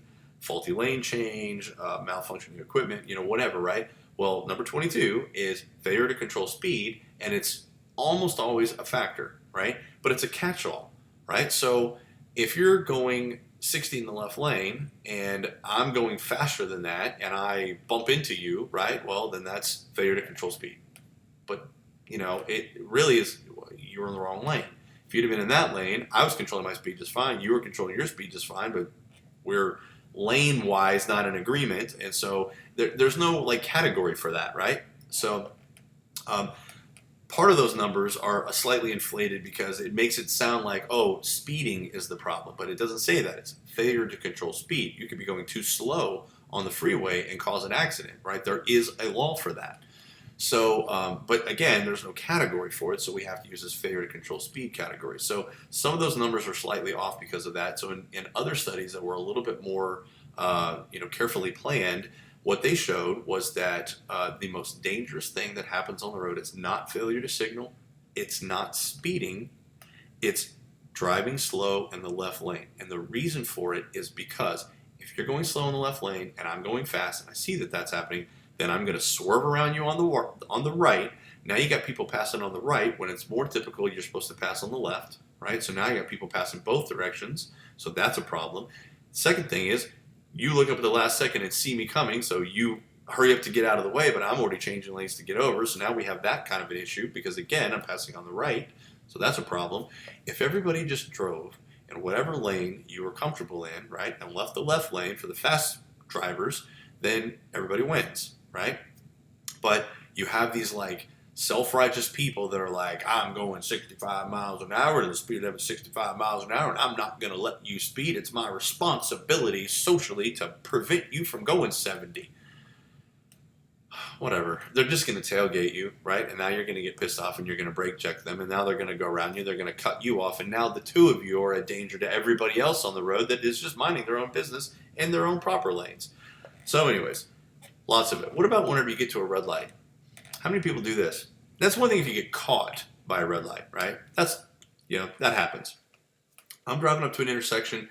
The light goes yellow. It's about to turn red. There's really no cars in close proximity to me. I got to go straight for a long time or whatever. How many people get over a lane to free up that right lane? So now the traffic that does stack up has an open lane that they can turn right onto, right? That is being courteous. Most people don't do that these days, right? I gotta stop. Now I'm the second car behind you with my right blinker on, looking at you, cussing you out because you didn't have the decency to get over and allow people to make a right on red turn, which is not my right, it's a privilege, but still, you are denying me that privilege because you were too lazy or too self-absorbed to just get over a lane. Get over and allow other people to move. What about holding the door open? I already mentioned that one. Washing the hands in the restroom. So this is interesting to me. So I worked with Vice for a little while, and I kind of know some things that have gone on in public bathrooms that made me a little bit creeped out to stand at urinals, right? A little bitty, little too much eyes wandering, a little too much that kind of stuff. So I just pretty much always will go to a stall and lock the door. Whoever decided that it was okay to pee next to another man anyway? Like, that's just weird. Like, going to the bathroom is about the most private thing that I can think of in the world that we can do, and the fact that we do it communally in the same room is odd. I'm sorry. I think the bathrooms should all be individual use, door locked, not somebody right next to me in a stall that's only got a half wall, this high up off the ground, and I can hear everything coming out of the man. I don't need that in my life, right? Anyway, so I have been in stalls many, many times, and somebody will come in, they will use the restroom, whatever, and they'll go to the sink and they'll turn the water on for about 1 second, turn it off, and then leave. What they're essentially doing, if they just leave, I'm going to be like, oh, that guy didn't even wash his hands. They don't want that, right? But they also don't want to wash their hands. So they're going to pretend to wash their hands. Obviously not very good at it, right? They didn't leave the water on long enough. I can hear the soap dispenser when you hit it to get soap. I didn't hear any of that, right? I didn't hear them rip a paper towel off, all the sound that makes, right? So it's just water, and then they're signaling to me, wash my hands, yeah, wink, and then they leave, and it's like, no, you didn't. It's fascinating to me, right? Why go through that whole charade? I mean, why not just be like, I don't need to wash my hands. I didn't pee on my fingers, right? I didn't touch anything. The urinal flushes itself. I walked up, did my business, walked out. I didn't pee on myself, so I don't have anything to wash off. I'm good to go. There's an argument there, by the way. But these people will still pretend to wash their hands because they want to. That social etiquette, the social norm is that we are raised to, wash our hands after we do our business or whatever. So that one's interesting to me. What about talking about your sexual history? That's seen as pretty taboo, right? Kind of like talking about how much money you make, right? You're not supposed to divulge your salary. And look, there's reasons for some of this, right? I don't want to talk about what I make at work and to a coworker who might make far less than me and we do the same job. But maybe because of my education, they hired me at a higher level and he may not see it that way. Or maybe I have experience that he doesn't know about, but it's hard to make people understand that. Oh, he does the same job I do. It doesn't matter. He did it before. So we should get the same pay. Well, yeah, I'm a little bit more valuable to the company because I bring that experience. Anyway, so there's some reasons that you don't want to do these things, but the sexual history thing, it's probably just because, that kind of became a thing because people just shouldn't talk about sex. But now it's in everything. It's in advertising. It's in every TV show. It's in everything. So why not be able to talk about it? How many people have you been with? What have you done? What do you like? And all of that. Well, we don't want people forming opinions about us, right? If we're 40 and we've been with 2 people, well, you're some kind of prude. If you're 40 and you've been with 50 people, well, you're a hoe, right? So there is no good number, right? Whatever number you give, whether it's too low or too high, there is no average number that's going to be acceptable to like a person that you're dating. Like if I was dating somebody, right, no number would be good.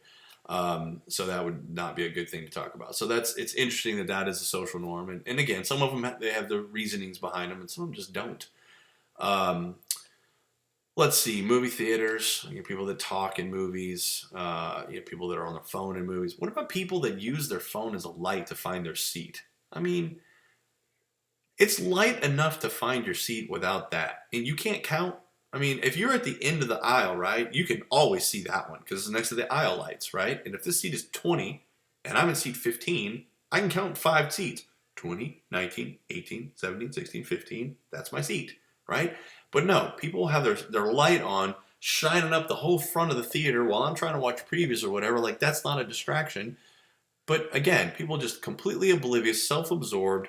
I need to see I am late, and they've already turned the lights down, but whatever. It's like people driving, back to driving. It's like people that realize they need to turn right, but they're in the left lane or vice versa, whatever. And so they put on their blinker and they just stop, waiting for traffic to let them over, when they could just go down, U-turn, come back, and then turn the way they need. Because, see, that is what happens. Like, I made this mistake I'm in the wrong lane, so I am now going to be penalized by having to drive down, U-turn, come back, and drive the other way. It's going to add 10 minutes to my commute, but that's the penalty that I pay for being wrong. But we don't want to do that, right? We want to stop, we want to put our blinker on, and I want all of these people to stop and let me go because you need to pay for my mistake. I'm not going to spend an extra 10 minutes to do the U-turn and all that. I need y'all to just allow me to. Anyway, that's the society that we live in. So social roles, let's see. A certain position within a given group. Yeah, that's pretty self-explanatory. Don't worry about that. Pretty much the rest of this I'm going to kind of go through. Social facilitation. This one's interesting to me. It's an increase in performance due to the presence of other people. Some people actually perform better in front of people than they do by themselves. I noticed this. Again, a band reference. When I was in band, and I had solos in every concert just about, and especially jazz band. So in jazz band, I'm not particularly good at jazz music, to be quite honest. I just don't like it that much, and it's kind of hard to play. But I always had solos, and in practice, I would do okay. And there would be high notes sometimes that I would really struggle to get the note, right? But then we'd have a concert, and man, I would nail it so much that the front row of saxophones that's right in front of me would turn and look at me and go like, damn, like you don't ever do that, even in practice, right? So,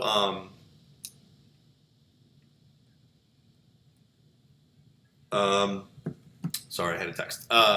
So sometimes the presence of other people, it makes you focus a little bit more. Sometimes it can pump you a little bit of adrenaline. And these things, according to the skill, depending on what the skill might be, can sometimes play into that.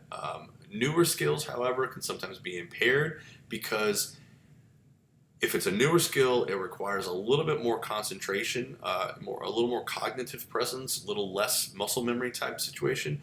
And so we tend to overthink it. And then we tend to not do so well. So those are, whenever we choke in front of a crowd. So if it's a newer skill, sometimes it's more impaired, well-practiced skills that require a little bit less, because the more adrenaline we have when we're focusing on a particular task, right, that cognitive concentration becomes a little more difficult, right? I mean, we're adrenaline surging through our veins. So being tunnel visioned on one thing is fine, but if it requires kind of multiple, like playing an instrument, right? I'm reading music, I'm moving fingers, I'm blowing through a horn, like whatever it is, there's several different mechanisms occurring at once, right? So sometimes too much adrenaline makes these things get jumbled up. But if this is just muscle memory and I don't have to think about it, again, we do better. Social loafing is interesting. Reduced motivation and effort shown by individuals who are working with a group. So you think, why not just always do group work, right? Because there's always people in a group that think, oh, I don't need to do anything. I'll just let the group do it, right? Laziness is compounded. So they did a study, and they said, okay, pull as hard as you can on that rope. And so they do. And then they said, okay, now we're going to play tug of war, right? And we're going to have all these people pull on a rope, pull as hard as you can. So you're essentially doing the exact same task. Pull as hard as you can on a rope. And then again, pull as hard as you can on a rope, right? Only one time you did it by yourself, one time you did it with a team. What they showed was 30 to 50% less effort on the tug of war. So whenever it's everybody, right? So if we don't win this tug of war, if the flag goes across the line that way, who's to blame? The whole team, right? So there's a diffusion of responsibility is what that's called, right? So because I am not going to be under the microscope, and they're going to say, you did not perform very well, it's going to be, well, as a team, you didn't do well. I can still tell myself, well, I did my best. I don't know about these guys, whatever. So because we can rationalize it away, we don't need to try as hard. So group work is not always the best. Men are worse than women. Women tend to do their best even in groups. And part of that is because of the acculturation of women in our society, right? You're judged a lot more. So whenever you're in a group of women, you're going to be judged on your performance, and so you want it to be the best. I guess men don't really think that through as well, so maybe that's part of the reason. Western cultures are worse at social loafing than Eastern cultures because, again, we're more individual, so we're a little more selfish. Let's see. De-individualization, immersion of an individual within a group. So this is kind of your, rioters. They're like, I'm not breaking a law. I'm just part of this movement, right? And everybody's doing it, right? So me doing it is not a big deal, right? Because everybody's doing it. So rioters, looters, gang members, lynch mobs, and military and police.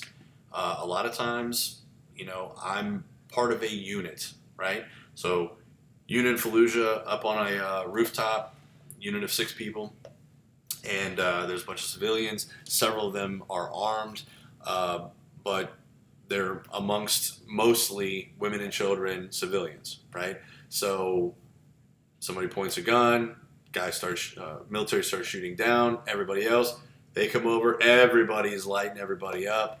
Next thing you know, you got a bunch of dead civilians, and they're like, why'd you shoot? And you're like, well, my unit was shooting, right? So you de-individualize yourself. Like, not I shot and killed civilians, but I was acting with my unit, and my unit was shooting, so then I was shooting. So, I mean, I was just doing what my unit did, right? So that's the de-individualization. Let's see, group polarization, groupthink. There's an interesting documentary on right now on NASA about the Columbia, and it is specifically about groupthink. So it's a type of flawed decision making in which a group does not question its decisions critically. So, in a group, you don't ever want to be that dissenting voice saying it's not going to work, it's not going to work, right? You got 9 people saying this is awesome, but for some reason you don't think it is. Again, we're back to that Ash experiment, right? That conformity. We want to be like, yeah, it's awesome. And meanwhile, you're thinking, I think those O-rings are going to leak, and then this thing's going to explode, but whatever, right?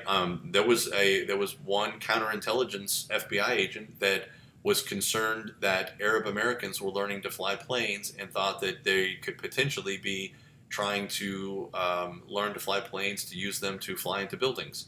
And he wrote a memo about it way before 9/11. And that memo got buried because his counterparts thought, that's a far-fetched theory. So it wasn't bothered to be investigated. It happens. A lot of times people don't want to be criticized by their peers. All those reasons that we talked about.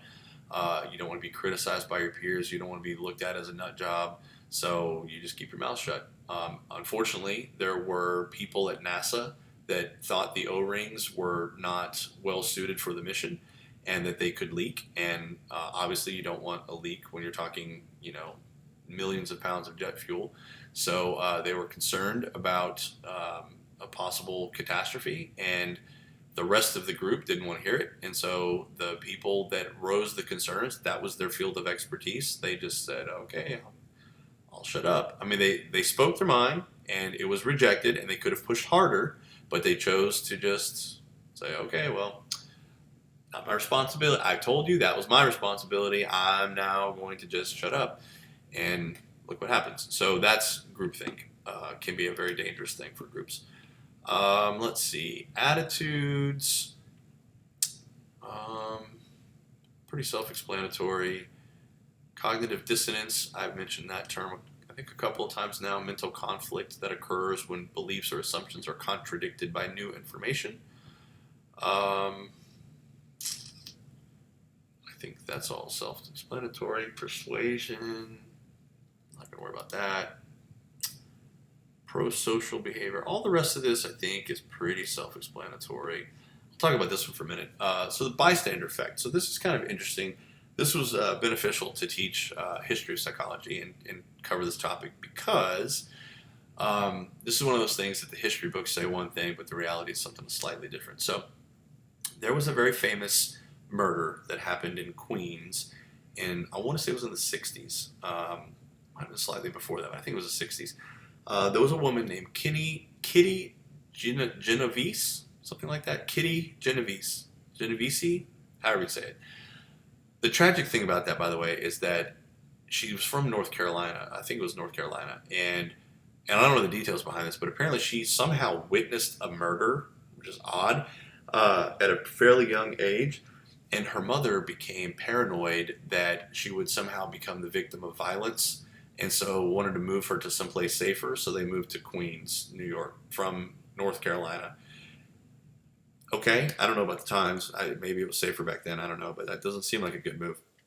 So anyway, so Kitty was a waitress and worked at a local cafe off of Austin Street in Kew Gardens in Queens, if you know that area.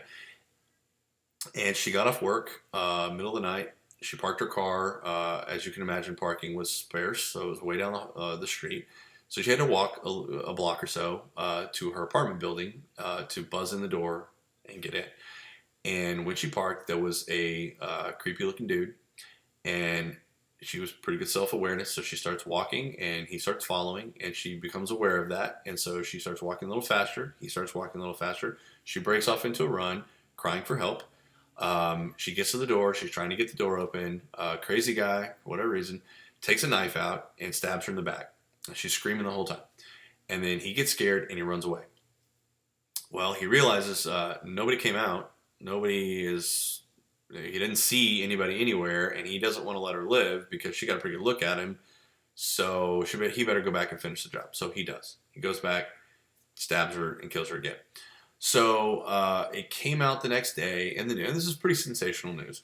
The chief of police was pretty good friends with the editor of the New York Times, which is a hugely influential newspaper. So they got to talking about it, and he says, 38 people witnessed this, and nobody stepped in to help this poor lady. And so they ran a story that 38 people witnessed the murder, and nobody stepped out to help. And social scientists said, why? We need an answer for that, right? So they started studying it, and they came up with the diffusion of responsibility. The feeling amongst bystanders at an emergency that the responsibility for helping is shared by the group, meaning that each person is only minimally responsible, right? It's not my responsibility to step out there and help that woman, right? There's 37 other people here. So that's what happens. And I have seen this on a number of occasions where somebody, calls 911 and at least they do that, but then people could have helped and nobody does. And everybody thinks somebody else will help. That's why they tell you in a first aid or CPR class, if you come across a situation where somebody's in cardiac arrest or whatever, and there's a group, you point to somebody and you say, you call 911. Because if you just say, somebody call 911, everybody is going to assume everybody else called, and then nobody calls. And that actually does happen. So anyway, so that's the notion of the bystander effect. Social factor that affects pro-social behavior. The number of bystanders at emergency greatly increases. The probability that the victim will actually receive help decreases. So the greater number of people, the less chance of help. If you have a heart attack and there's one person next to you, you have a much stronger chance of that one person actually trying to help you. Why? Because he or she knows, that's my responsibility. Wrong place, wrong time, but this is what's dumped on me, and now I have to deal with it. So the reason that I say history gets it wrong is because it was greatly embellished. 38 people did not actually witness this. I kind of imagine this conversation of the chief and the editor talking and go, yeah, freaking 38 people. He probably just threw out a random number, and that's the number he chose, and that they ran with that number. And then they didn't want to print a retraction and say, oh, well, that wasn't really the fact, because again, this is a pretty reputable newspaper, so they don't want to say that they're wrong. So I think that's probably a little bit of it, a slight miscommunication. But the other thing was there were a bunch of people that heard screaming and yelling and hollering and help, help, help, but nobody saw where it was coming from. They just heard it from an alleyway. Apparently sound travels quite a bit right in there, and there's several different alleys, and you look out your window, you don't see anything, you're like, oh, well. And several people did call the police, but it came out as somebody fighting with their boyfriend. And so it's not a high priority. Nobody called and said somebody's being murdered. Nobody said somebody's being stabbed. There's a woman being attacked. That didn't happen because people didn't see or even hear that. They just heard commotion in general. And they said, there's a couple fighting down there. It's 3 a.m. Can you send somebody? And they're like, yeah, we'll send somebody. Because 99 times out of 100, it's gone by the time you get there for that. So it's a low priority call. So anyways, but the notion of social loafing, not social loafing, bystander effect was kind of born from that tragedy, even though that tragedy was somewhat inflated. All right, let's see. Aggression is the intentional infliction of physical or psychological harm to others. I think it's an important distinction that you can be physically aggressive, but you can also be psychologically aggressive. Um, there is a slight biological component to this. Twin studies or twins that are reared apart show that both tend to be similar in aggression, even though they were raised differently. So it's not really an environmental thing as much as it seems to be biological. Testosterone in particular is usually the culprit that's cited for high levels of testosterone, usually with biological. Low arousal levels, people tend to seek stimulation and excitement. So people that require high levels of arousal will go out seeking aggressive confrontations. Your road rage people. Men tend to be more aggressive than women. Again, there's your testosterone link right there.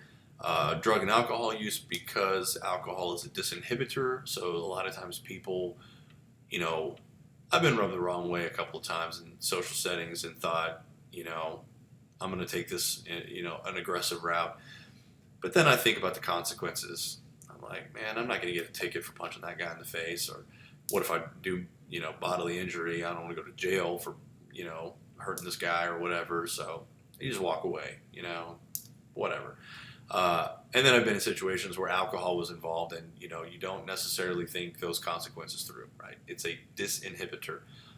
So you just act on your more primary emotions. So that comes into play. I did have a call one time with a guy that had a brain tumor, and he was super aggressive, like verbally, and then he would suddenly snap, and he would be like this. He'd be like, "Okay, yes, sir, officer. Okay, officer. Oh, I appreciate your help, officer. Thank you so much, officer." And then it's like somebody flipped a switch, and he'd be like, "You're just not helping me because I'm black and you're white." Just going nuts, right? It was the weirdest thing. I think I'd have been really, really thrown off by it if his wife hadn't have warned me before I talked to him that was going to happen. And fortunately, she was there to do that and told me he had a traumatic brain injury. And I think it wasn't a tumor, it was a traumatic brain injury. And that is kind of how he is. And when he gets really worked up, and then it's like he catches it and then he pulls it down to like a ridiculously non-aggressive level. And then it builds up, and then it just explodes. So you have to weather both sides of the storm. So that was kind of interesting. All right, last but not least, as I promised, the prejudice and discrimination. So prejudice, literally, the word means to prejudge. A prejudgment, usually a negative, of a person based on their membership to a certain group. So, there's a comedian named Bill Burr, and he does a good bit about stereotypes and prejudice and all that. And he says, and I'm going to quote him. This is his words, not mine. So he says, sometimes it's the way that we say something, an observation, the way we verbalize it, that makes it come across as prejudiced, discriminatory, racist, all these kind of lumped together for me. But he said he was out to dinner with his girlfriend, and his girlfriend says, "Okay, this is going to sound a little racist." And he goes, "Well, this is going to be awesome." And she goes, "I'm looking around this restaurant, and there's a lot of Asians in here." And he's like, "That's not racist. That's an observation. You simply said there are a lot of Asians in this dining room. And if you look around, there are quite a few Asians in this dining room, much, proportionally much higher than the population. So that's just an observation. That's not racist. Now, if you would have said there's a lot of freaking Asians in here, that sounds a little racist, right? If you just add that one," and he, of course, said the real word, but if you just add that word, it's almost like now you're saying, I don't like the fact that there are so many Asians in here, right? Just that additional word. And then he talks about how I probably can't do the bit because there's a lot of F words. And I say F words in class all the time, but y'all have me on video, so I don't know that I want to F-bomb on a video. But anyway, you should check him out. He's a pretty funny guy, and his bit on stereotypes and racism is pretty freaking hilarious, and I think it's spot on. We all judge a book by its cover. We talk about first impressions can happen within seconds, right? How somebody dresses. I see certain styles of clothing. If you wear your pants to where your whole ass is showing, I hate you to your core. I don't care that it's a cultural thing. I don't care if it's, I mean, it came from, sagging came from the jails of LA County, where they take away your belt when you go to jail, and it was supposed to be like a gang symbol that you've done time, to have your pants sagging down or whatever. That was like a status symbol amongst gangsters or whatever. Look it up. That's where it comes from. And if you think that the world wants to see your underwear, and you think for some reason girls find it attractive to show, that your underwear is red, and you want every guy apparently to see, the outline of your ass when you walk by down through the mall, then yeah, I hate you to your core. I don't want to be your friend. I don't want to be friendly to you. If you stop and ask me the time, I'm not going to look at my watch and tell you. I'm just going to look at you with disgust and walk away. So that's, that's a thing that I prejudge. Now, is that a good person? Maybe that's a great person. Maybe he gives to charities and sings in the church choir and, works with little kids, and, maybe he's just a fantastic human being, but I absolutely despise that manner of dress. I just do. So we all have our issues. People that chew with their mouth open, look, if you're chewing something that's soft, whatever. But, if I see like gum, I see that and I'm just like, what is wrong with you? I want to take a video and then turn around and go, this is what you look like. Are you unaware of that? And, maybe people think it's cool. I don't know. But I judge an entire person's personality sometimes based on how they chew gum. If they chew gum like that. I mean, there's so many little things that just get under my skin. I'm not saying that it's right, that I'm right to make that judgment. Again, this could be a fantastic person in every realm of life, but if they dress that way that I absolutely hate, then I don't want to find out. I don't want to get to know the rest of that person. So let's go through the definition. So prejudice is to prejudge. Just means you judge them before you know, right? The reasoning for that is it allows for a quick action based on reasonable judgment. So reasonably speaking, right? If you got your pants sagging and your hat's on sideways and you got a big, $20 fake gold necklace on, obviously fake, or whatever, if that's your ensemble, we come from very different worlds, okay? We listen to different music. We clearly dress different. We have probably an entirely different value system. And it lets me know really quickly, I don't need to learn your name. You and I aren't going to hang out. We're not going to go grab a beer. We're not going to have deep intellectual conversations, probably about anything ever.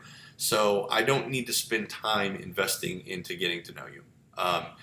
And there is a certain social, evolutionary-wise, there's a certain social importance there, right? It kind of lets us know, birds of a feather flock together. You've heard that saying, right? Where's my flock? These are my people over here. These, not so much. Because I want to make sure that I surround myself with people that I can spend time with, I can rely on, that I enjoy their company of. I don't want to interject into this crowd and then spend a lot of time getting to know them and then realize we have nothing in common. We don't like the same things. You're really of no use to me. I'm of no use to you either. So thank you very much. And now I have to go pursue another crowd. That's a lot of work, right? It's a lot of time wasted. So there is kind of an evolutionary advantage to having these certain prejudice, right? To be able to quickly judge. But again, you're not always right. Stereotype is a simplified set of traits associated with a membership in a group. So again, Bill Burr said, it's a stereotype that Asians can't drive cars, that they're horrible drivers. But he said, there's an other end of the spectrum. It's one of two things. They either can't drive a car and they're driving 20 miles an hour, waving at everybody like, sorry, I know, I suck, I can't drive, I'm Asian, But then there's the other side of, Asian drivers that are like drifting at 90 miles an hour, parallel parking, and then breakdancing off into the club. And it's like, oh my God, are you from the future? Like, how can you do all of that stuff so well? So it's like you're either really good or really bad, but there's like no normal middle ground where you can just drive normally. You're either, professional drifter or you can't drive at all. So stereotype is just a simplified set of traits. Every stereotype about, white people can't dance. Is that true? Well, I'm sure Justin Timberlake would say no, it's not true, and he would be right for him. But by and large, you know, there's another comedian named Daniel Tosh that says it's not a stereotype if it's always true, and there's some sort of rational thought behind that. Not always true, but very often is true, right? Discrimination, now this is bad. Now, I might be prejudiced against somebody based on the way that they dress or the music they listen to or the way that they carry themselves, verbally or whatever. I might have prejudice. All that that's saying is I'm judging you, right? And I'm choosing my behavior accordingly. I'm choosing not to spend my lunch hour with you, for instance, or not ask you how your weekend was. I will work with you. I will ask you questions if they're work related. I will answer questions back to you if they're work related. But if you're going to ask me how my weekend was, you're going to get, it was okay. And then I'm going to find something else to do, right? I'm going to blow you off, all right? Now, discrimination is unfair behavior based on stereotyping and prejudice. Now, that's where I draw the line. I don't discriminate. Now, if that guy that dresses like that and talks like that and listens to that music or whatever, all of that I don't like, is freaking awesome at his job, oh, believe me when I tell you, I will be giving him raises. I will be promoting him. I will be putting him in charge of things. I will be utilizing him for his skills. I draw the line between prejudice and discrimination. I can prejudge you. I can choose on a personal level not to like you very much because, again, we just don't have anything in common. We come from very different worlds. I don't want to assimilate into that world that you exist in, right? And I'm quite certain that you are not going to assimilate into mine. So apples and oranges, that's fine, okay? The world's made up of all kinds, right? Melting pot, right? That's fine. But I'm still going to be prejudiced towards that stuff, but I'm not going to discriminate against you, all right? That's an important distinction that I try to make. There's a couple people at work that I try not to engage in conversation with because I have to decipher what the hell they're saying because of the way that they speak, and it's just like, oh my god. And they're like, yeah, man, we Gucci, things like that. I'm like, what does that even mean? That's the dumbest thing I've ever heard. Like, can't you just say it's cool or it was great or it was? I mean, there's about 50 different synonyms that you can. Gucci is not one that I would pick. I'm prejudiced against the way you talk, but first person I would pick to lead that group of people because he's really good at his job. Takes it seriously. He's a hard worker, and I have no problems with him on a professional level. Racial profiling, is it a necessary evil or not? So I used to racially profile. I'll be honest, and it's not what you think. I worked in the projects. I knew every single family that lived in the projects that I patrolled. Every single one of them. I don't remember how many of them there were now, but every single one of them were black. Every one of them. Every once in a while, I would see a white guy driving into the projects. And believe me when I tell you, I know he's not friends with anybody here. Because, sometimes you can just look and tell. If they're a fairly clean-cut looking white guy, they are not friends with anybody in this building. Okay? He's here to buy dope.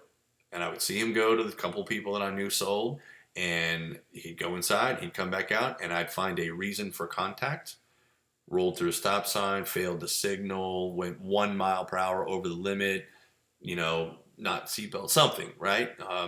And I'd pull him over, and I'd find some reason to search, and sure enough, I'd find drugs. And I was right about 90% of the time, and the other 10% was because even though they were there to buy drugs, they were just out. They didn't have anything left. So really, I was right 100% of the time. So I racially profiled the hell out of some drug arrests, and I made a bunch of them that way. Is it wrong? I don't know. I guess that's up for debate. I was taking drugs off the street. It's a lot harder to catch the people selling it than it is the people that are buying it.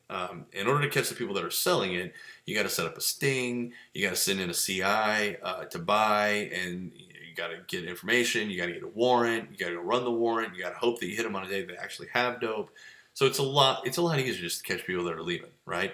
You take away the demand, then it doesn't matter that there's a supply, right? So it's just easier as a patrol officer anyway. It was easier to do that. So that's, if you're wondering, that's why we would do that. But man, do I hate white people?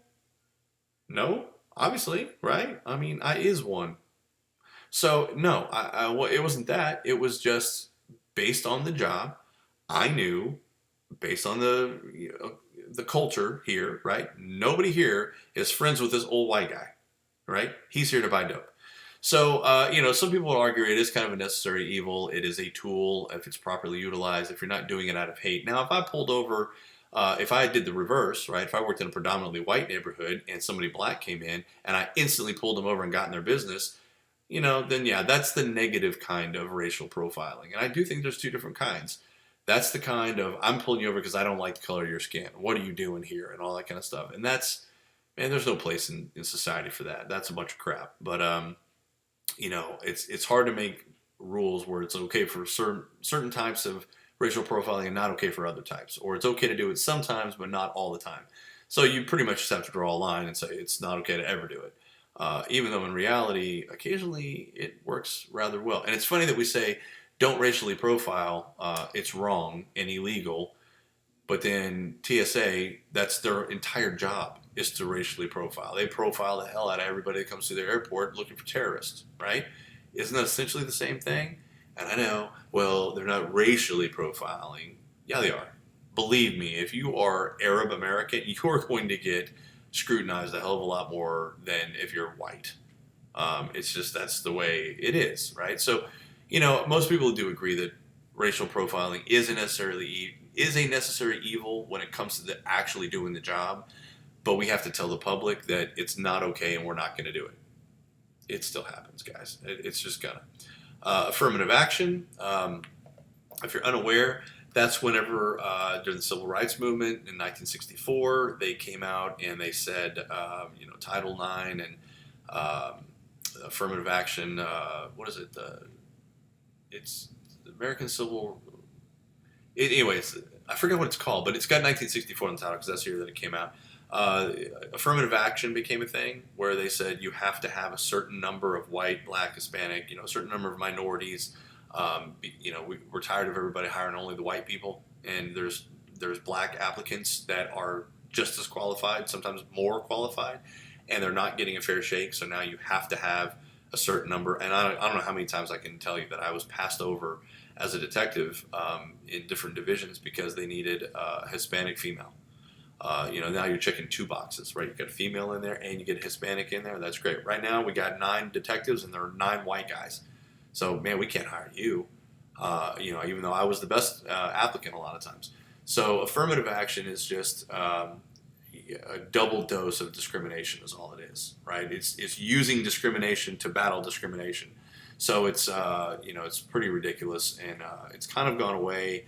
Now I think we've thinned the herd of white management to some extent. So now I don't know that it's as big of a deal as it was maybe 30 years ago. We have plenty of minorities in management, upper level positions, so I don't think that this is as big of a deal. But yeah, that's about it. So anyway, super long chapter. Again, as you can see, 40 something slides. So I know that was a while. I promise you the stress chapter coming up is super short. The therapy chapter is super short. Memory chapter is much more manageable. So I think this might be the last really long lecture. I say that, but I'm always wrong. All right, guys. See you on the next one.